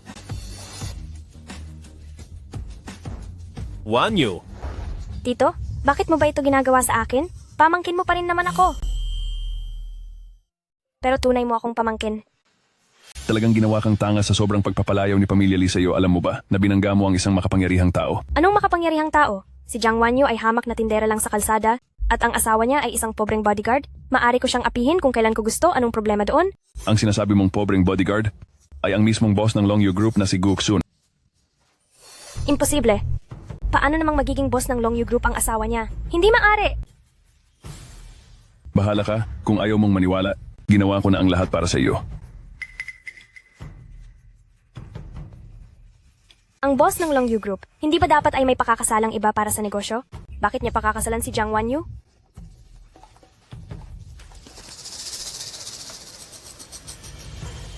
Uy, may ipapagawa ako sa'yo. Wanyu? Bakit ka biglang nagalit? Wala ka ba talagang itinatago sa akin? Isang bodyguard? Pero kayang pasunurin ang makapangyarihang si direktor at itrato ng ganoon ang sarili niyang pamangkin? At ang dote na ibinigay ni Mama ay nagkakahalaga ng 1 bilyon at 500 milyong dolyar. Anong ibig sabihin nito? Ibig sabihin nito, hindi ka ordinaryong tao. Sandali, huwag kang magalit. Makinig ka muna sa paliwanag ko.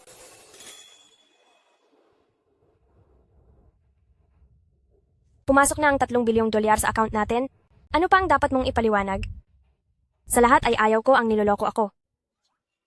Ako po ang nag-utos kay Xiaogu na gawin iyon. Ako ang nag-utos kay Xiaogu na gawin iyon. Tungkol naman sa bagay na ito, bahagi ito ng plano ng ating kumpanya. Ginagawa namin ito para mahanap ang mga tiwali sa ating mga opisyal, kaya naman pinakiusapan ko si Xiaogu na makipagtulungan sa akin sa palabas na ito. At paano naman ang hikaw na Ice Jadeite King? Pamana iyan ng nanay ko. Ang pamilya ng lolo ko ay mayaman na noong mga nakaraang henerasyon pa. Dahil isa lang pala itong pagkakamali, ibabalik ko na ang 3 bilyong dolyar na ito kay President Gu. Ay, wag na po. Tignan nyo.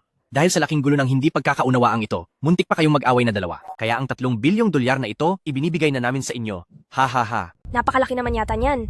Maliit na bagay lang yan.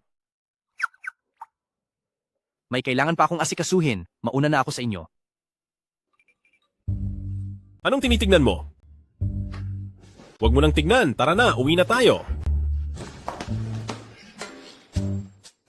Ano bang problema? Ano ang iniisip mo?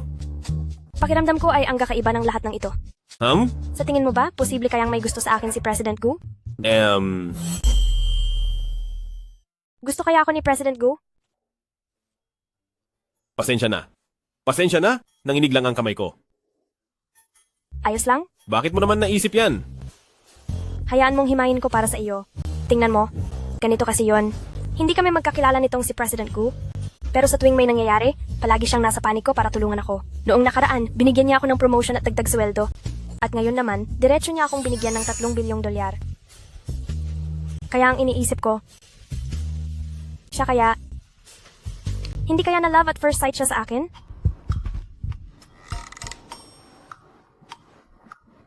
So, sa tingin mo ba, maganda ring magkaroon ng asawang boss? Siyempre, hindi. Hindi naman ako babaeng habol lang ay pera. Kaano man kagaling o kayaman ng President Gu na yan, hindi niyan mapapagalaw ang puso ko. Ganoon ba? Oo. Kung gayon, tumitibok ba ang puso mo para sa akin? Ako. Hulaan mo na lang, hindi ko sasabihin sa iyo. Yang munti mong isipan, huwag mo muna isipin ang mga yan. Baka naman ang President Gu na yan ay sadyang mapagbigay lang dahil mapera. Siya nga pala, paano mo balak gastusin ang perang iyon? Sasamahan kita sa isang lugar bukas? Ano?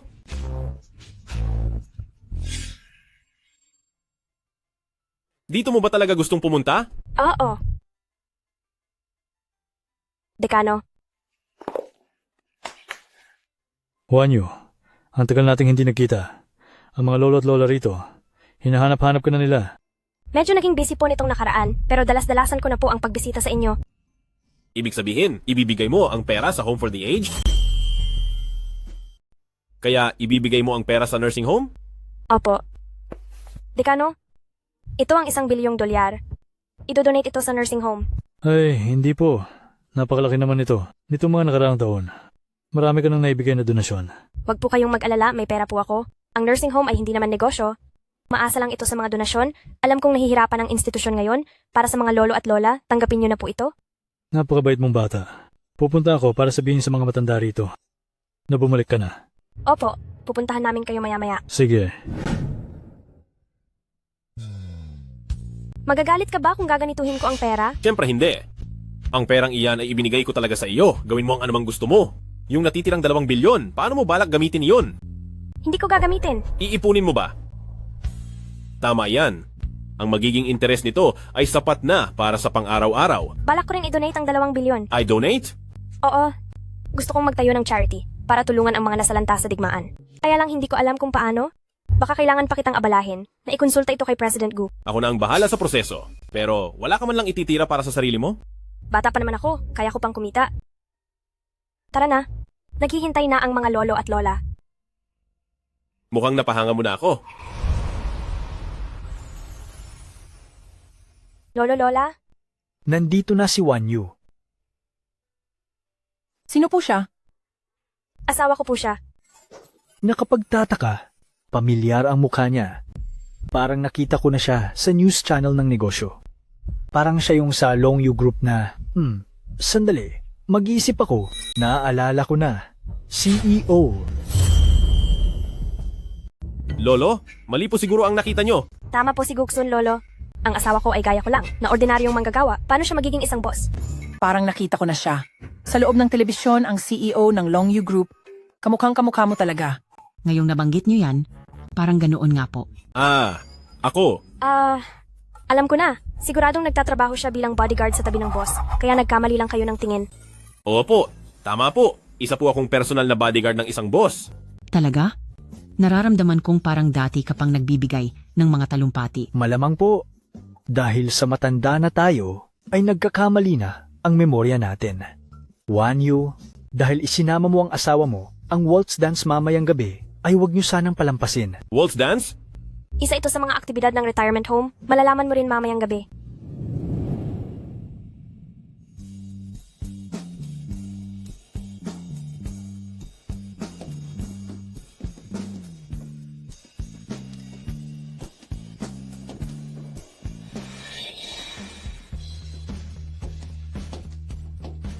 Guksun, nahulog ang sapatos mo. Sasayaw ka pa ba?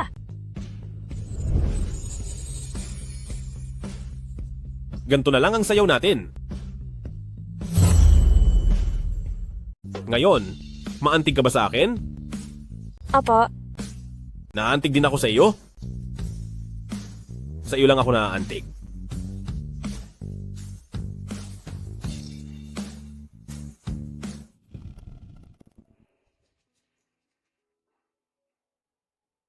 Napakaganda ng kuha. Maaari niyo po bang ibigay din sa akin ang electronic file? Siyempre naman. Ngunit, kailangan mong mangako sa akin. Opo. Ano po yan, Principal? Si Xiaoyu ay isang batang hirap sa buhay. Noon, ang pareho niyang magulang ay aksidenteng nahulog at nawala. Mula bata siya, nakikitira lang siya sa iba. Hindi naging maganda ang trato sa kanya ng kanyang tito at tita. Simula pagkabata, kumpara sa ibang mga bata, mas matalino siya at matatag. Alam ko po. Siya po ay isang matatag at mabait na babae. Kaya naman, ano man ang mangyari, mahal mo man o hindi si Xiaoyu, umaasa ako na hindi mo na hahayaang masaktan pa siyang muli. Si Xiaoyu po ay tunay na mabuting tao. Huwag po kayong mag-alala, Principal. Matagal nang nasa puso ko si Wanyu. Anumang oras, hindi ko hahayaang masaktan siya. Ano ang pinag-uusapan nyo? Wala. May ibinilin lang si Principal. Gabi na, umuwi na tayo at magpahinga. Dadalaw na lang ulit tayo sa lolo at lola sa ibang araw. Sige. Kung ang mga magulang ko sana ay narito pa, siguradong aalagaan ko sila ng mabuti. Xiaoyu, mula ngayon ay palagi kitang sasamahan. Sige.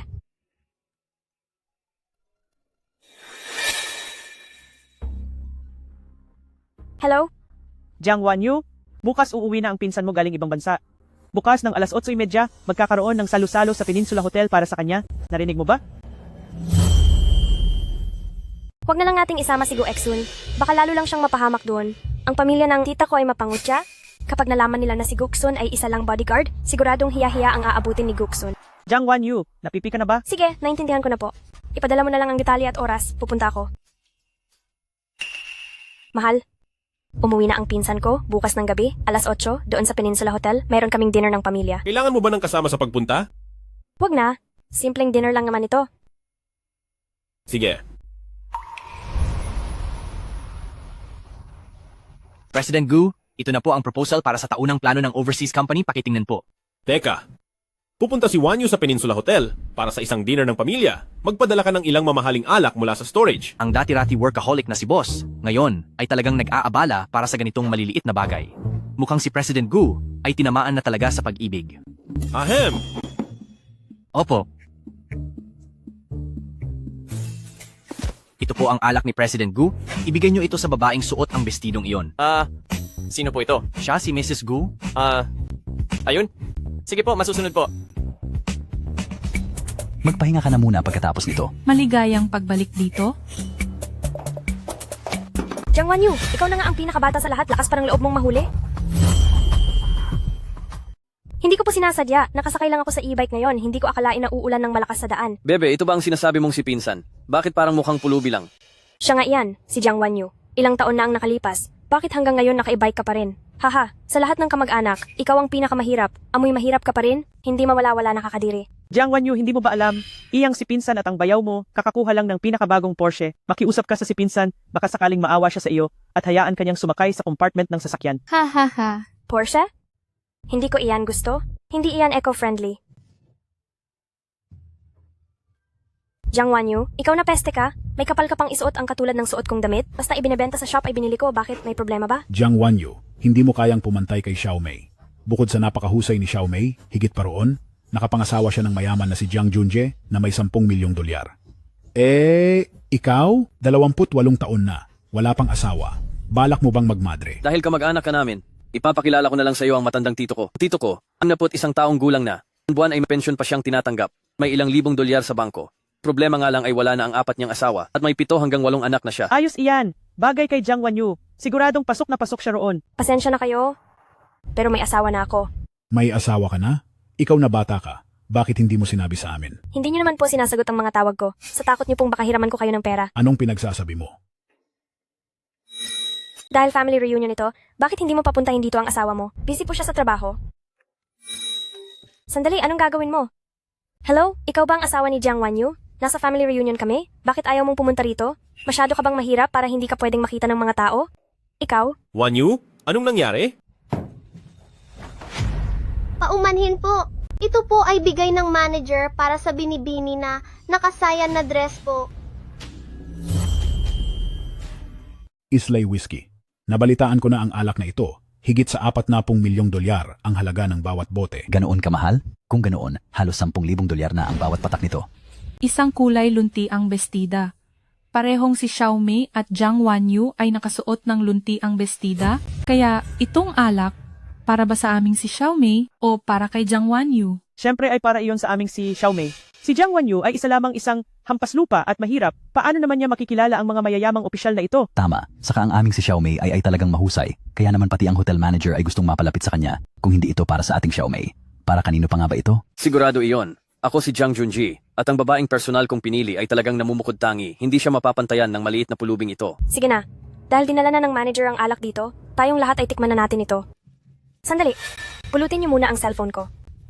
Isang basurang cellphone. Iniingatan mo pa talaga. Ganoon ba?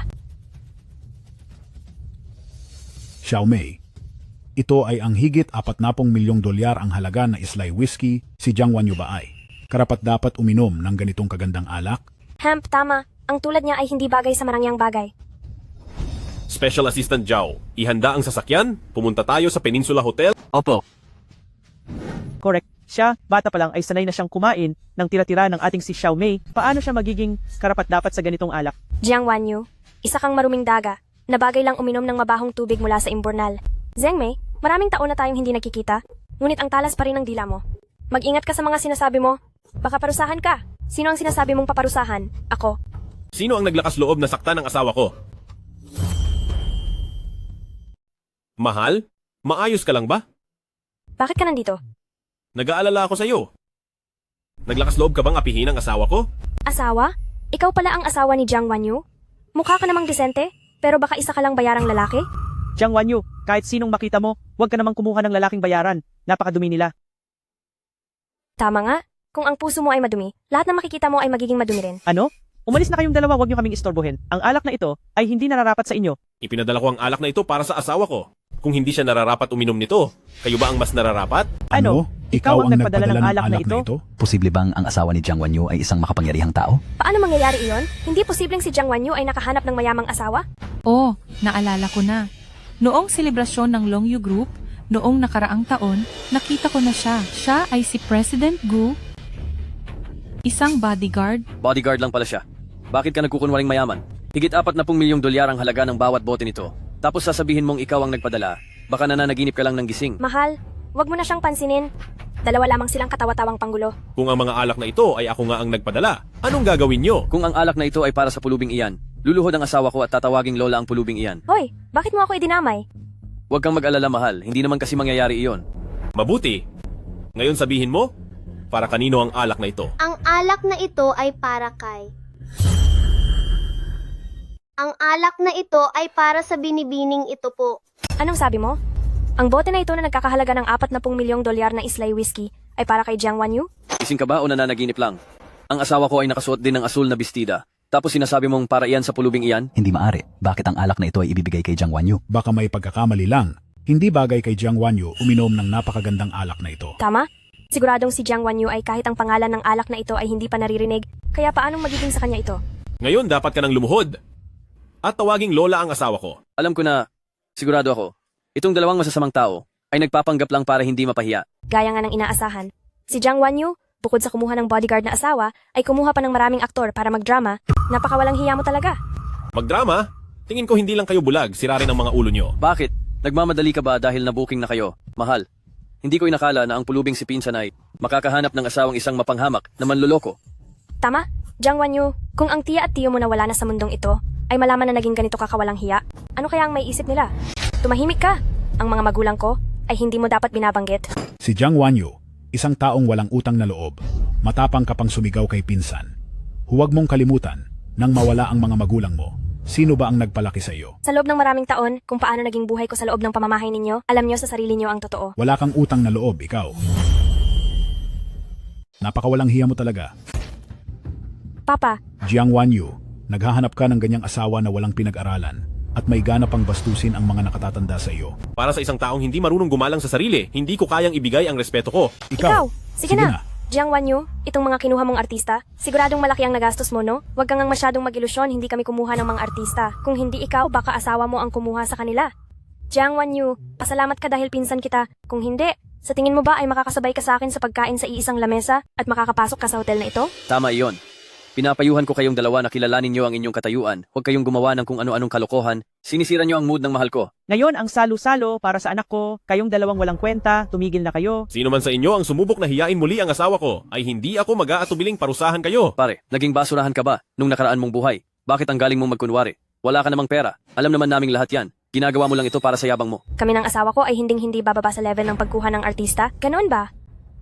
Kayo, magsabi kayo ng totoo. Siya ba ang kumuha sa inyong mga artista? Handa akong ibigay sa inyo ang dobleng bayad para sa performance ninyo. Ma'am, nagkakamali po kayo. Mga regular na empleyado po kami ng hotel. Hindi po kami mga artista. Opo, paanong papayag ang Peninsula Hotel na may artistang magpapanggap bilang empleyado? Baka po nagkaroon lang kayo ng hindi pagkakaunawaan. Jiang Wanyu. Ang magaling ka rin ha? Saan mo nahanap ang mga artistang ito? Ang tindi ng dedikasyon nila, mukhang totoong-totoo ang pagpapanggap nila. Ang boteng ito ng alak ay mukhang napakasimple lang. Ang kulay nito ay hindi malinaw o puro, isang tingin pa lang, mukhang may mga dumi na ito. Jiang Wanyu, sabi ko sa'yo, kung magpapanggap ka lang din, ay bumili ka na ng mamahaling alak para magmukhang totoo. Tunay na makitid ang inyong paningin. Ang mga bote na ito ng Islay Whiskey ay mga special edition limited collections. Ang kalidad at lalagyan nito ay gawa po lahat sa kamay. Sa mga katulad ninyo, natural lang na hindi ninyo ito makilala. Nakakatawa talaga. Iyang sinasabi nyo na limited edition, wala namang pinagkaiba sa ginagawa ninyong pagpapanggap. Mag-ingat ka dahil kapag sumobra na ang kasinungalingan mo, baka pati ikaw ay maniwala na rin. Nagpapanggap lang naman na mayaman siya. Honey, bumili ako ng mga dekalidad na alak sa bahay. At mamayang gabi, magse-celebrate tayo ng tayo lang dalawa. Sige po, Habi. Jiang Wanyu, nakikita mo ba? Ang asawa ko, buwan-buwan ay binibigyan ako ng 10,000 dolyar na allowance. Tsaka, pinaghahandaan pa niya ako ng mga sorpresa. Eh yung asawa mo, haha, para lang siyang nakikipaglaro sa'yo na parang mga bata. Mas maganda na ang buhay ko kaysa sa'yo noong bata pa tayo, at hanggang ngayon ay mas magaling pa rin ako sa iyo. Zheng Mei, lumipas na ang maraming taon, pero ang ugali mong mahilig makipagkumpetensya ay hindi pa rin nagbabago. Hindi ka ba napapagod sa ganyan? Wala namang tatalo sa pagkapagod mong kumuha ng mga aktor at pagbili ng pekeng alak. Sa tingin ko sa bote ng alak na ito, malamang ay nagkakahalaga lang ng ilang dolyar, at nararapat lang na basagin ito para lang marinig ko ang tunog. Grabe, napakamabuting tao pala ni President Gu. Pumunta si Madam sa party dito sa hotel, pero direkta siyang nag-invest ng 500 milyong dolyar. Talagang napakayaman. Nga pala. Hello! Ilagay niyo si Mrs. Gu agad sa listahan ng hotel bilang isang Supreme VIP customer. Sa sandaling dumating si Mrs. Gu, siguraduhin niyang ibigay ang pinaka-espesyal na serbisyo. Manager, dito, sa kinaroroonan ni Mrs. Gu, may gumagawa ng gulo. Ano? Ma'am, hindi sa inyo ang alak na ito, hindi ba't sobra naman ang ginagawa ninyo? Peking alak lang naman ito. Babayaran ko na lang. Gusto ko rin ng mga iyan. Basagin niyo ang lahat ng iyan para lang maaliwang mahal ko. Mahal, ang bait mo talaga. Jiang Wanyu, narinig mo ba?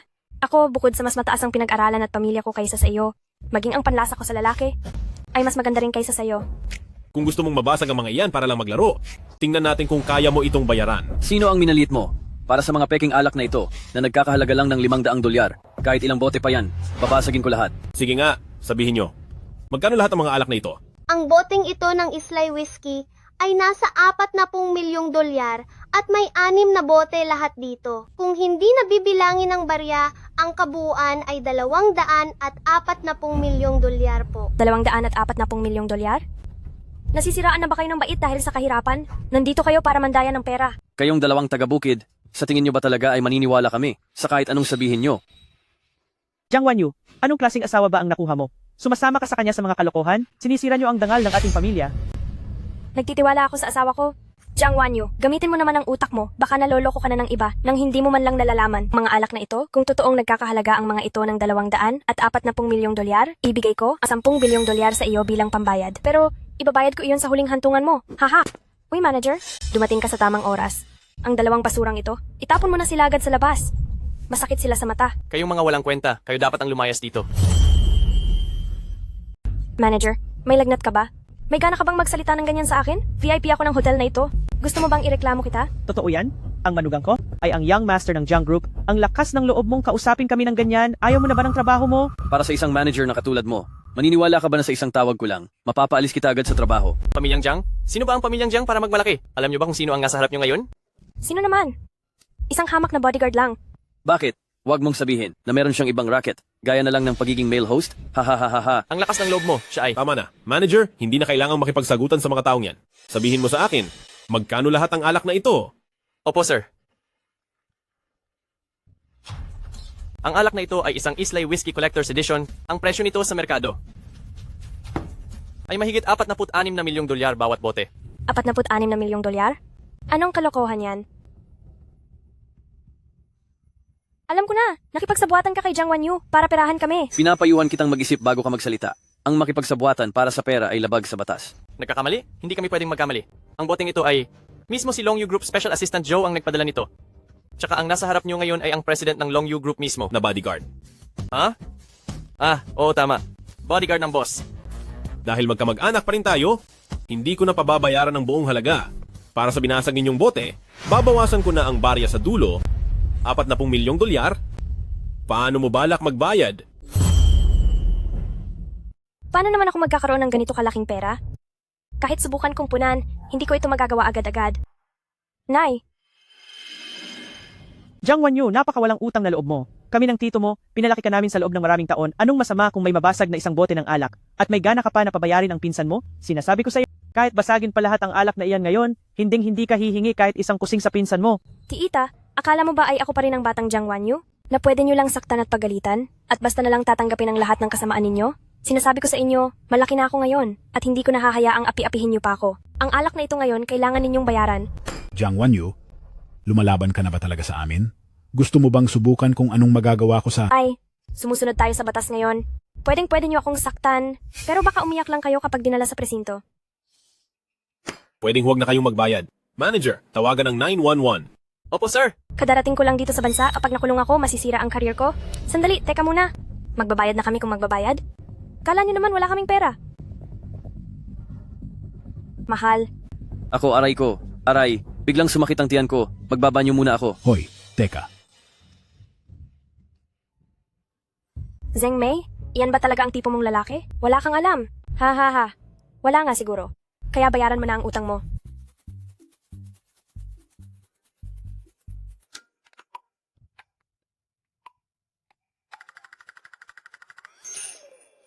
Ang pera ay natanggap na, 5 milyong dolyar.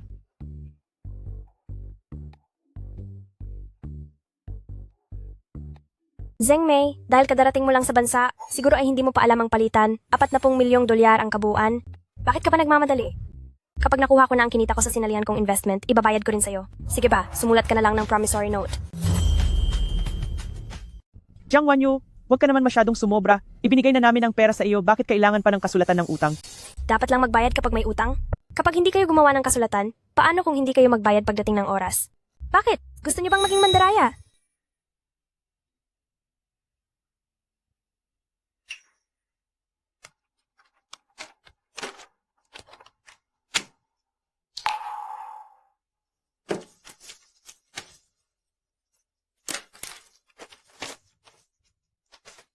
Sige na nga. Sige po. Aasahan ko ang mga hulog ni pinsan, babantayan ko ang mga bayad mo. Kapag wala akong natanggap, magkikita tayo sa korte.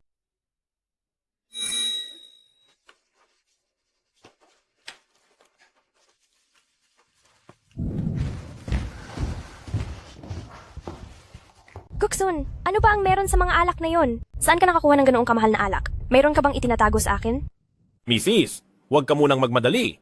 Pakinggan mo ang paliwanag ko. Magsalita ka. Halos mapahamak ang aming boss at may ginawa akong mabuti para protektahan siya. Kaya ang boss, binigay sa akin ang mga alak na iyon bilang reward. Nasaktan ka ba? Hindi naman ako nasaktan. Suriin mo na lang ako mamaya sa bahay. Oo, hindi talaga madali ang maging boss. Hindi lang kailangang mag-ingat sa lason sa pagkain, pati na rin sa mga gustong manakit sa kanya. Tama ka, hindi nga madali. Cookson, Bakit? may isa pa akong bagay na pinagtatakahan talaga. Bakit kaya sila laging sobrang magalang sa'yo? Oo. Baka dahil bodyguard ako ng presidente. Alam mo naman, yung mga makapangyarihang tao, yung mga sekretarya at bodyguard sa paligid nila, malakas talaga ang impluensya. Kumbaga, parang isang punong inox sa tabi ng emperador? Kung ganoon ang tingin mo, tama ka rin. Gutom na ako. Naging abala ako sa pakikipagtalo kanina. Nakalimutan ko nang kumain. Bakit hindi? Ay kumain dito sa hotel? Hindi pwede. Kailangang magtipid tayo. Hindi ba kakakuha lang natin ng pera? Ipapasa ko ang perang iyon kay Lola mamaya. Hindi ba't nasa nursing home na siya? Siguradong kakailanganin niya ng pera. Halika, paglulutuan kita ng noodles sa bahay. Sige.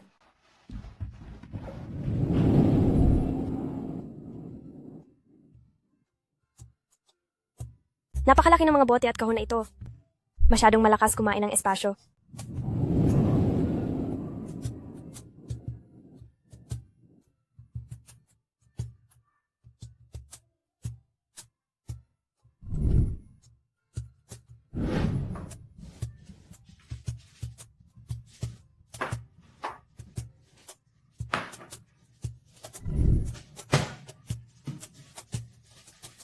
Habi, bababa muna ako para ibenta ang mga kalakal na ito.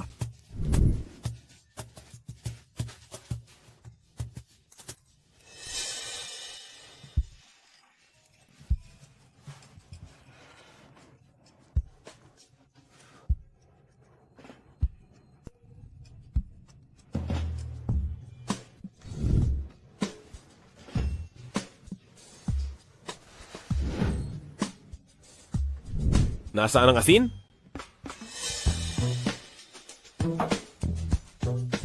Pwede na rin ang toyo.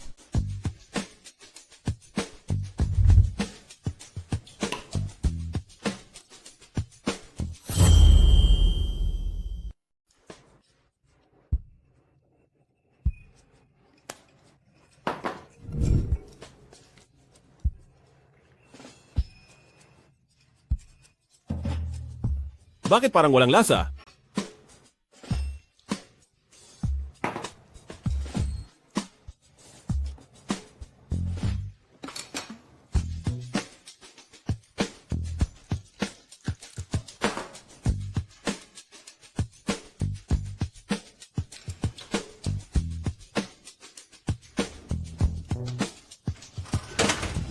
Nakakainis ang kumukuha ng kalakal sa baba, sinadya niyang bawasan ng 20 sentimo ang bayad sa akin. Hemp. Hoy! Hoy! Hoy! Uminom ka ba? Amoy alak na amoy alak ka. Hindi ako uminom, ha?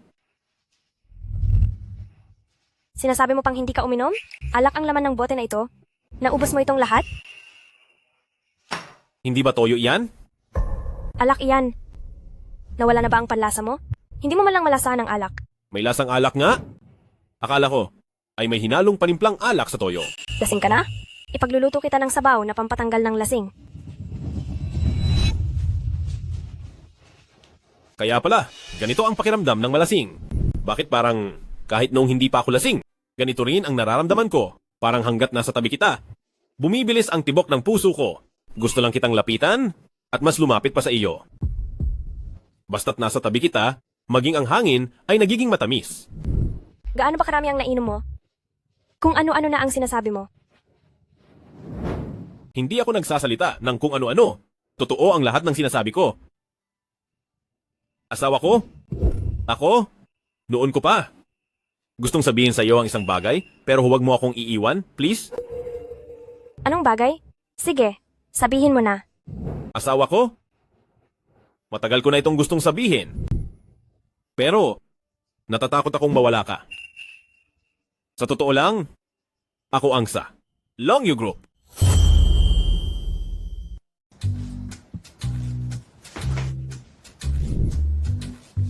Hobby?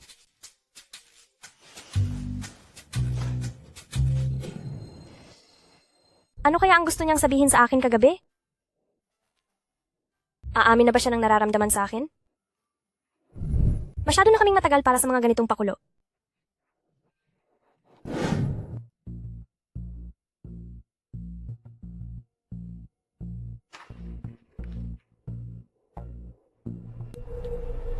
Ikaw ba si Jiang Wanyu?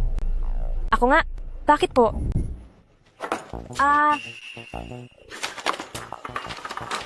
Sino ka ba? May problema ka ba sa isip? Ako si Shu Yitong. Nandito ako para babalaan ka. Huwag mong hawakan ng hindi sa'yo. Kung hindi, pagbabayarin kita ng matindi. Jiang Wanyu, isama ko si Miss Shu. Tingnan natin kung ano pang magagawa mo. Matapos mo akong saktan ng ganito, siguradong pagbabayarin kita. Shu Yitong? Hindi ba siyang panganay na anak ng pamilya Shu yan? Balita ko, nakatakda siyang makipag-isang dibdib sa pamilya ni President Gu. Pero bakit parang may galit siya? Kay Jiang Wanyu? Posible kayang. Si Jiang Wanyu at si President Gu ay may lihim na relasyon, pero mali rin. Hindi ba't ang asawa ni Jiang Wanyu ay bodyguard ni President Gu? Oo nga. May mali ka bang pagkakaunawa? Anong mali sa akin? Inaakit mo ang fiancé ko. President Gu, hindi ba't nalasing ka lang sa harap ng iyong hipag? Hindi naman ito malaking bagay, hindi na kailangang pumunta sa bar para lang patunayan ang sarili mo. Anong alam mo? Sa harap ng taong mahal mo? Gusto mong maging magaling sa lahat? Kasama na doon ang pag-inom.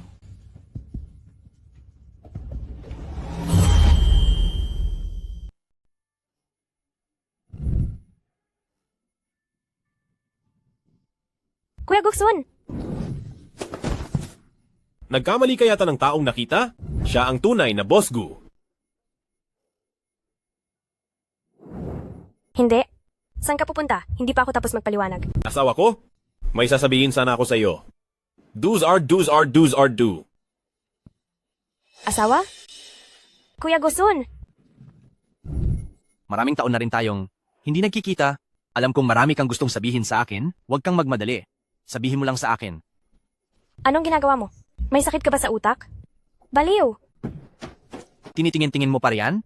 Babawasan ko ang sahod mo kapag tumingin ka pa. Nako, Bakit ka ba nagmamadaling tumakbo? Kilala mo ba ang babaeng iyon?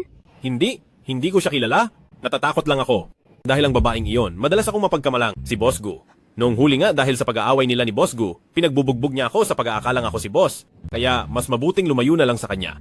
Kaya ikaw, sa susunod na makita mo ang babaeng iyan, lumayo ka rin dapat. Ha? Ganoon pala iyon?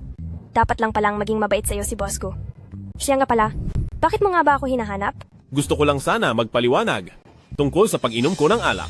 Sa totoo lang, malakas talaga ako sa inuman. Sige, sabi mo malakas ka sa inuman. Hindi ka ba naniniwala? Puntahan natin para mapatunayan ko sa iyo. Kuya Gu Exen? Saan mo balak dalhin ang babaeng iyan?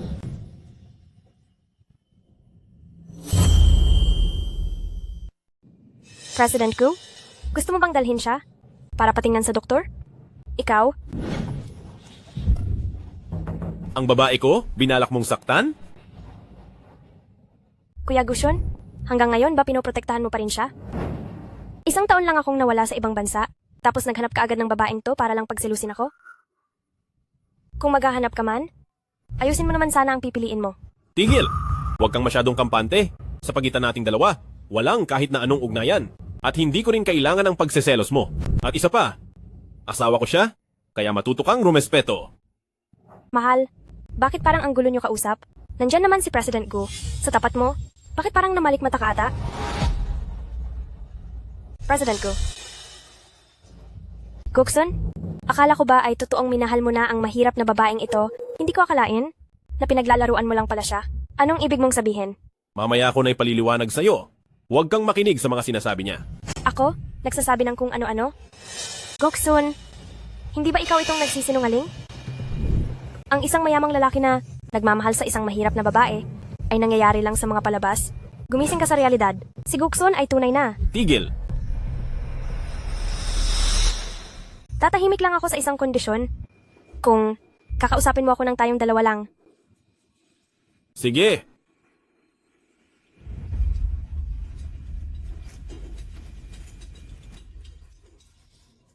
Parang mayroong silang itinatago sa akin. Hayaan na muna. Hintayin ko na lang si Guksun na mismo ang magsabi. Shu Yitong! Ang pamilya Gu at pamilyang Shu ay kailanman hindi makikipag-ugnayan sa inyo at may asawa na ako ngayon. At mahal na mahal ko siya. Guksun, alam mo ba kung gaano karaming tao ang naghahangad ng posisyon ni Mrs. Gu? Kapag nagpakalat ako ng impormasyon at malaman ng lahat na si Mrs. Gu ay isa lang palang mahirap na babae. Sa tingin mo, anong gagawin nila? Kapag naglakas loob kang sakta ng asawa ko, sisiguraduhin kong pagbabayarin kita. May isa lang akong hiling. At kapag pumayag ka, itago natin ang lihim mo. Ano iyon? Sa susunod na linggo, pumunta ka sa handaan para sa kaarawan ko. Sige.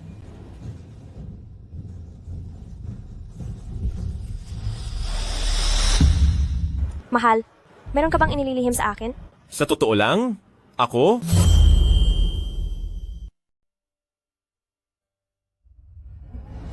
Ano? Sa totoo lang, ako si Long Yu. Xiaogu? Yung lupa sa ibang bansa. May naging problema doon? Kailangan kong pumunta mismo doon? Dapat kasama ka rin. Sige po. Mahal, antayin mo ang pagbabalik ko. Ipapaliwanag ko sa iyo ang lahat ng bagay.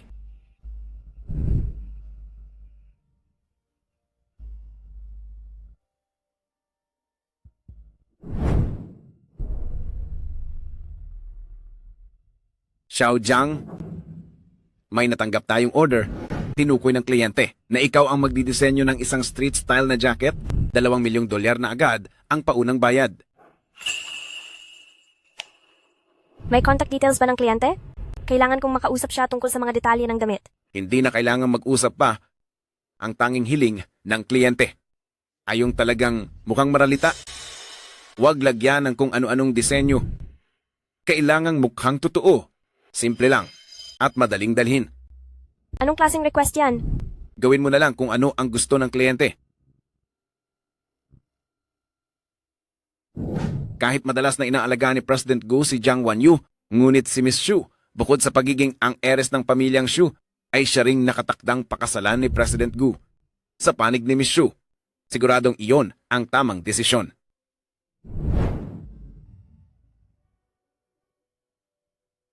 Manager Su, tapos na ang damit? Isesend ko ang address sa iyo, ikaw mismo ang maghatid doon.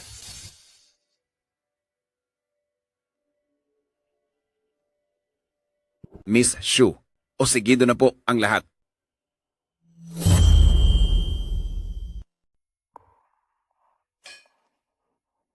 Hindi nga nagkamali si Tongtong na tawaging pamilyang Shu ikalawang binibini at ang numero 1 dalaga ng Hangcheng.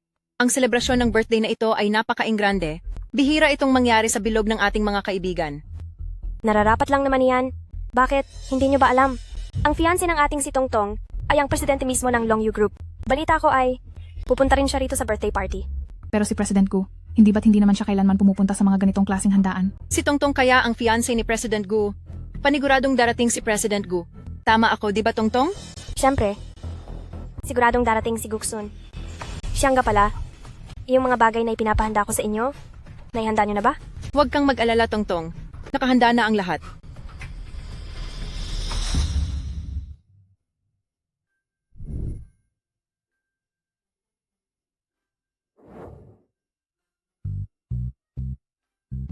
Madali talagang masira kapag second hand lang. Mabuti na lang at marunong akong magkumpuni.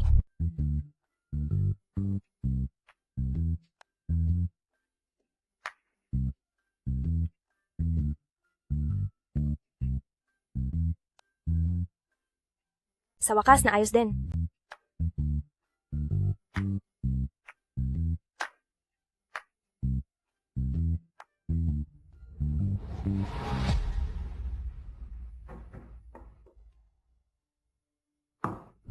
Kadiri naman, bakit ang baho rito? Ang dumi ng katawan mo, galing ka ba sa loob ng imburnal?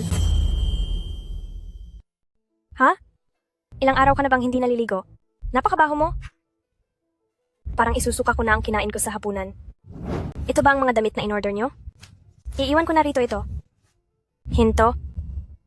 Hindi ko pa nakikita ang mga damit, tapos gusto mo nang umalis? Ano? Gusto mo bang sirain ang reputasyon ng disenyo ni Fanching? Ano bang gusto mo?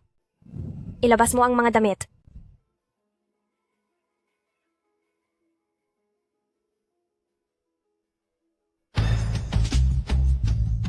Sa loob ng 15 araw, kung may problema ang mga damit, maaari kayong lumapit sa serbisyo ni Fanching. Isuot mo! Anong tinitingin-tingin mo riyan? Sinabi ko na isuot mo ang damit, ipakita mo ito sa akin. Kung hindi mo ipapakita, paano ko malalaman kung maayos ang pagkakadisenyo nito? Bakit? Parang labag sa loob mo? Huwag mong sabihin, hindi ka kontento sa sarili mong disenyo?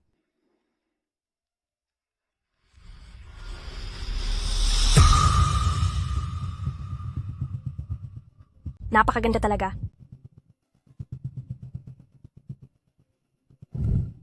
Uminog ka para makita ko ang bawat detalye. Ipakita mo sa akin ang lahat.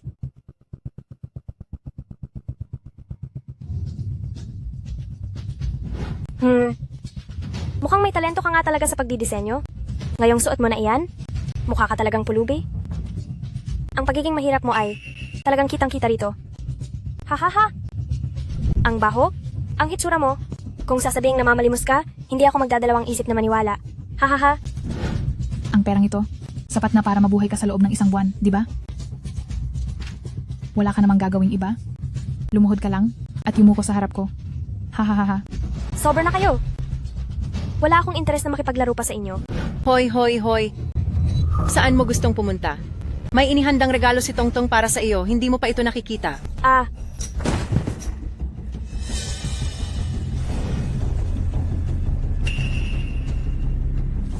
Ang karayom na ito ay sadyang inihanda ko para sa isang mahirap na mananahin na tulad mo. Ano kaya kung tulungan kitang magsanay gamit ito? Hawakan niyo siya ng mahigpit. Magsalita ka. Saan kaya ako dapat magsimula? Tignan mo ang karayom na ito. Gaano kaya ito katusok? Tumigil ka. Kung hindi, tatawag ako sa 911. Balita ko ay napakaselan ng mga daliri, kaya mas mabuti pa na. Magsimula muna tayo sa mga kamay mo. Tinutulungan lang naman kita na malinis at madisiplina ka. Dapat pa nga ay magpasalamat ka sa akin. Tumigil na kayo. Ang ingay naman.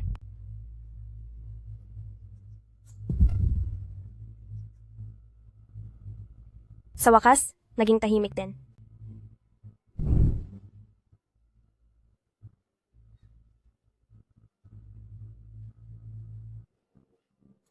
Pasensya na. Asyadong marumi ang katawan mo. Kaya tutulungan kitang maglinis. Tignan mo ako. Tumingin ka rito. Doon kayo tumingin. Kulang nyo ng litrato, bilis. Narito na ang presidente ng Long Yu Group. Kuya Go Exxon. Ipakikilala ko sa inyong lahat, siya ang aking magiging asawa, ang presidente ng Long Yu Group, na si Go Exxon. Anong pinagsasabi mo? Ikaw ang presidente ng Long Yu Group?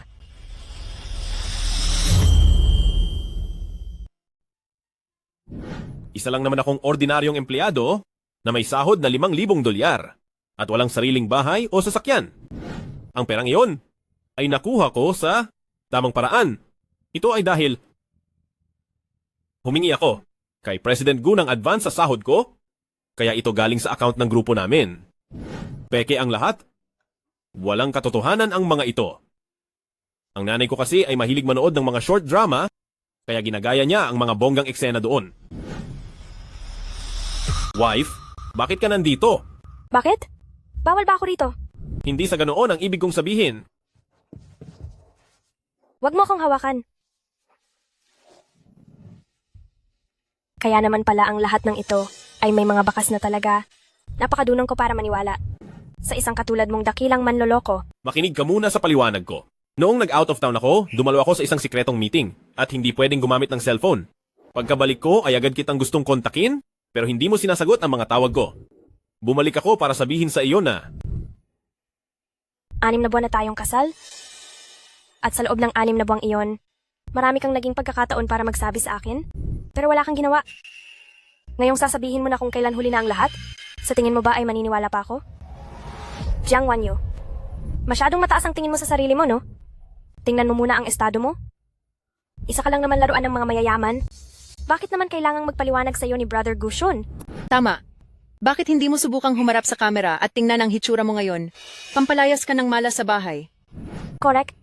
Ang halaga ng buong pagkatao mo ay hindi aabot kahit sa isang hibla ng buhok ng ating ate Tongtong. Sa anong karapatan mo para maging asawa ni President Gu? Subukan nyo pang magsalita at sisiguraduhin kong sa buong buhay nyo ay hindi na kayo muling makakapagsalita pa.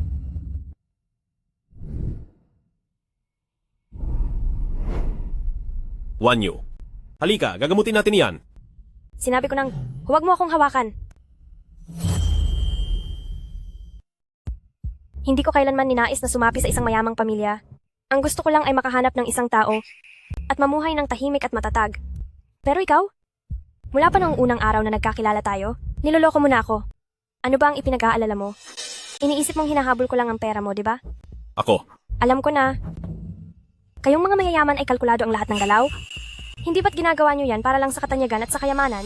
Pero ako, si Jiang Wanyu, gusto ko lang gamitin ang sarili kong mga kamay para kumita ng pera. Hindi ko ba deserve na magkaroon ng isang tapat at malinis na relasyon? Hindi ganoon yon. Akala ko ay sa wakas ay nakatagpo na ako ng tamang pag-ibig. Pero ngayon, bigla ko na lang nalaman na sa nakalipas na 6 na buwan, nabubuhay lang pala ako sa isang kasinungalingan. Sa totoo lang, noon pa man ay nagdududa na ako, pero pinili ko pa ring magtiwala sa iyo. Mukhang masyado lang akong naniwala. Alam mo ba, ang tao ay parang puno ng indus. Kapag blanko na ang puso, nakatayo pa rin. Iniisip ng ibang tao na sa susunod na tagsibol ay tutubo itong muli. Ngunit ang totoo, noon pa mang taglamig, ay wala na itong buhay. Guksun, maghiwalay na tayo. Hindi ako papayag. Ikaw lang ang tanging babaeng minahal ko sa buong buhay ko. Tigil na. Itigil mo na ang pag-arte na tapat ka sa akin. Itong nakalipas na 6 na buwan, pagod na ako sa mga ito. Wanyu, Kuya Goksun, hindi mo kailangang malungkot dahil sa babaeng yan. Nandito lang ako palagi at naghihintay sa iyo. umalis ka? Kahit iwan pa ako ng asawa ko? Hindi ako lilingon sa'yo. Goksun,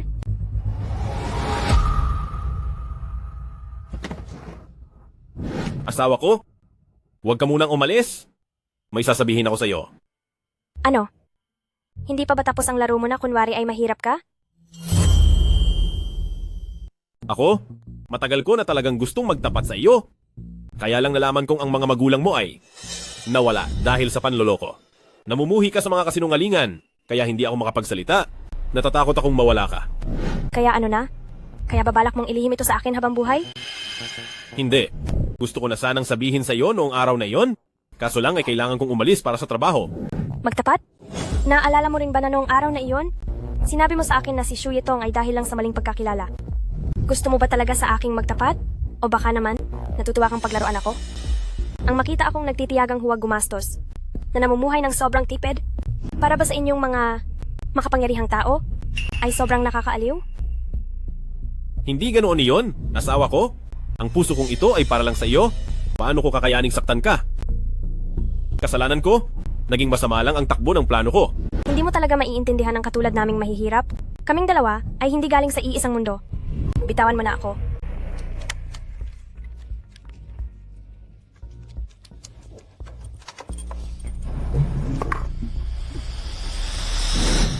Sino ang mag-aakala na sa puso ni President Gu ay tanging ang mahirap na babaeng iyon lang? Oo nga. Mukhang mahal na mahal ni President Gu ang simpleng babaeng iyon hanggang buto. Ayos ka lang ba? Umalis kayo. Hindi ko kailangan ng inyong panunukso. Jiang Wanyu, maghintay ka lang.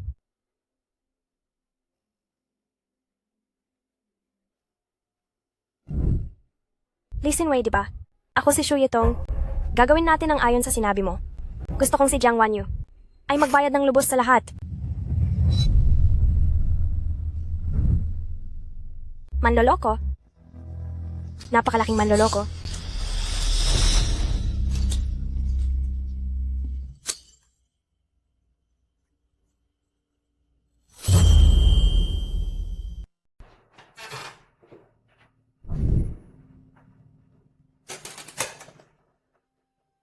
Wanyu? Hindi pa ba siya bumabalik?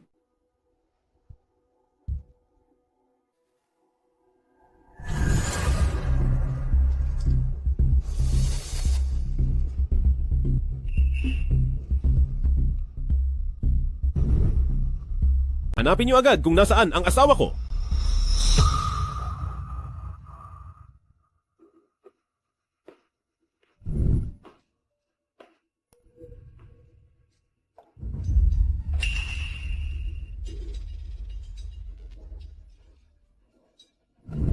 Anong lugar ito?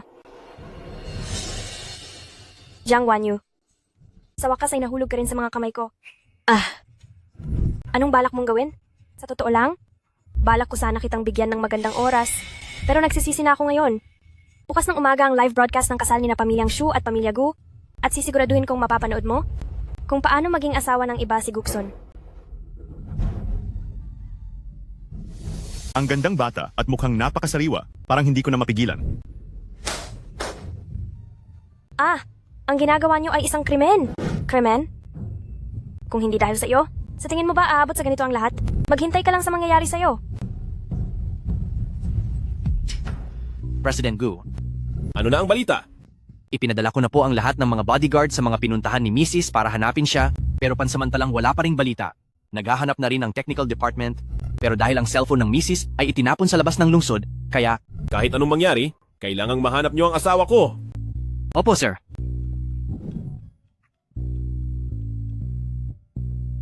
Hinahanap mo si Jiang Wanyu, di ba? Nasa mga kamay ko si Jiang Wanyu ngayon. Kung ayaw mong may mangyaring masama sa kanya, magdaos ka agad ng press conference at magpakasal sa akin. Paano kung hindi ako pumayag? Hindi ka ba natatakot na burahin ko ang katanyagan ng Pamilyang Shu? Hindi ka tatanggi? Dahil nasa akin si Jiang Wanyu. Pumapayag na akong pakasalan ka? Pero dapat walang mangyaring masama kay Jiang Wanyu. Alamin mo ang lahat ng huling tawag ni Shu Yitong. Iulat mo agad sa akin kapag may kahina-hinala. Sige po. Narito na si Miss Shu. Sina Miss Shu at President Gu ay talagang bagay na bagay sa isa't isa. Siguradong magkakaroon ng hangcheng ng isang engranding kasal na titingalain ng buong mundo. Inaanyayahan ko kayong lahat na dumalo sa kasal namin ni Gu Shun. Iyan ang personal na katulong ni President Gu. Siguradong nandyan na si President Gu.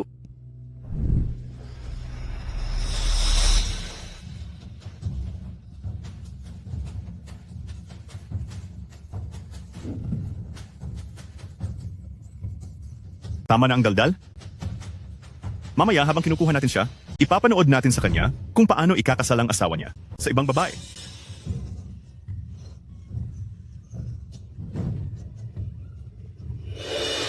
Tulungan niyo ako. Pasasayahin kita.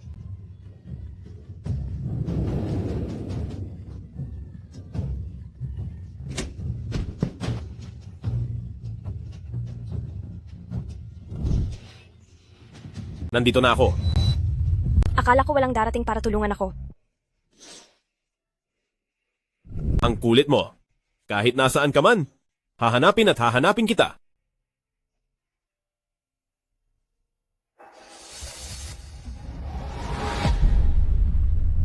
Anong gagawin mo? Miss Shu, dawit ka sa kasong pagdukot, lahat ng paliwanag mo. Sa korte mo nasabihin. Bitawan niyo ako. Bitawan niyo ako. Bitaw! Siya. Nadala na siya sa presinto. Oo, huwag kang mag-alala. Silang lahat ay ikukulong na at wala nang mananakit sa iyo kailanman. Hindi mo na ba siya papakasalan? Silly wife?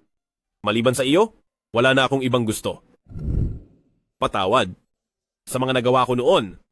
Balak ko sanang sabihin sa iyo sa tamang panahon. Natatakot lang ako na kapag nalaman mo ang totoo, ay iwan mo ako. Sa totoo lang, noong mga panahong iyon, lagi ring balisa ang puso ko. Ngayong alam mo na, ang tunay kong pagkatao, kahit hindi mo pa ako tanggap, muli kitang liligawan hanggang sa mahalin mo ako ulit. Mula ngayon, hindi ko nahahayaang may manakit sa iyo. Huwag mo na akong iiwan ulit, maaari ba?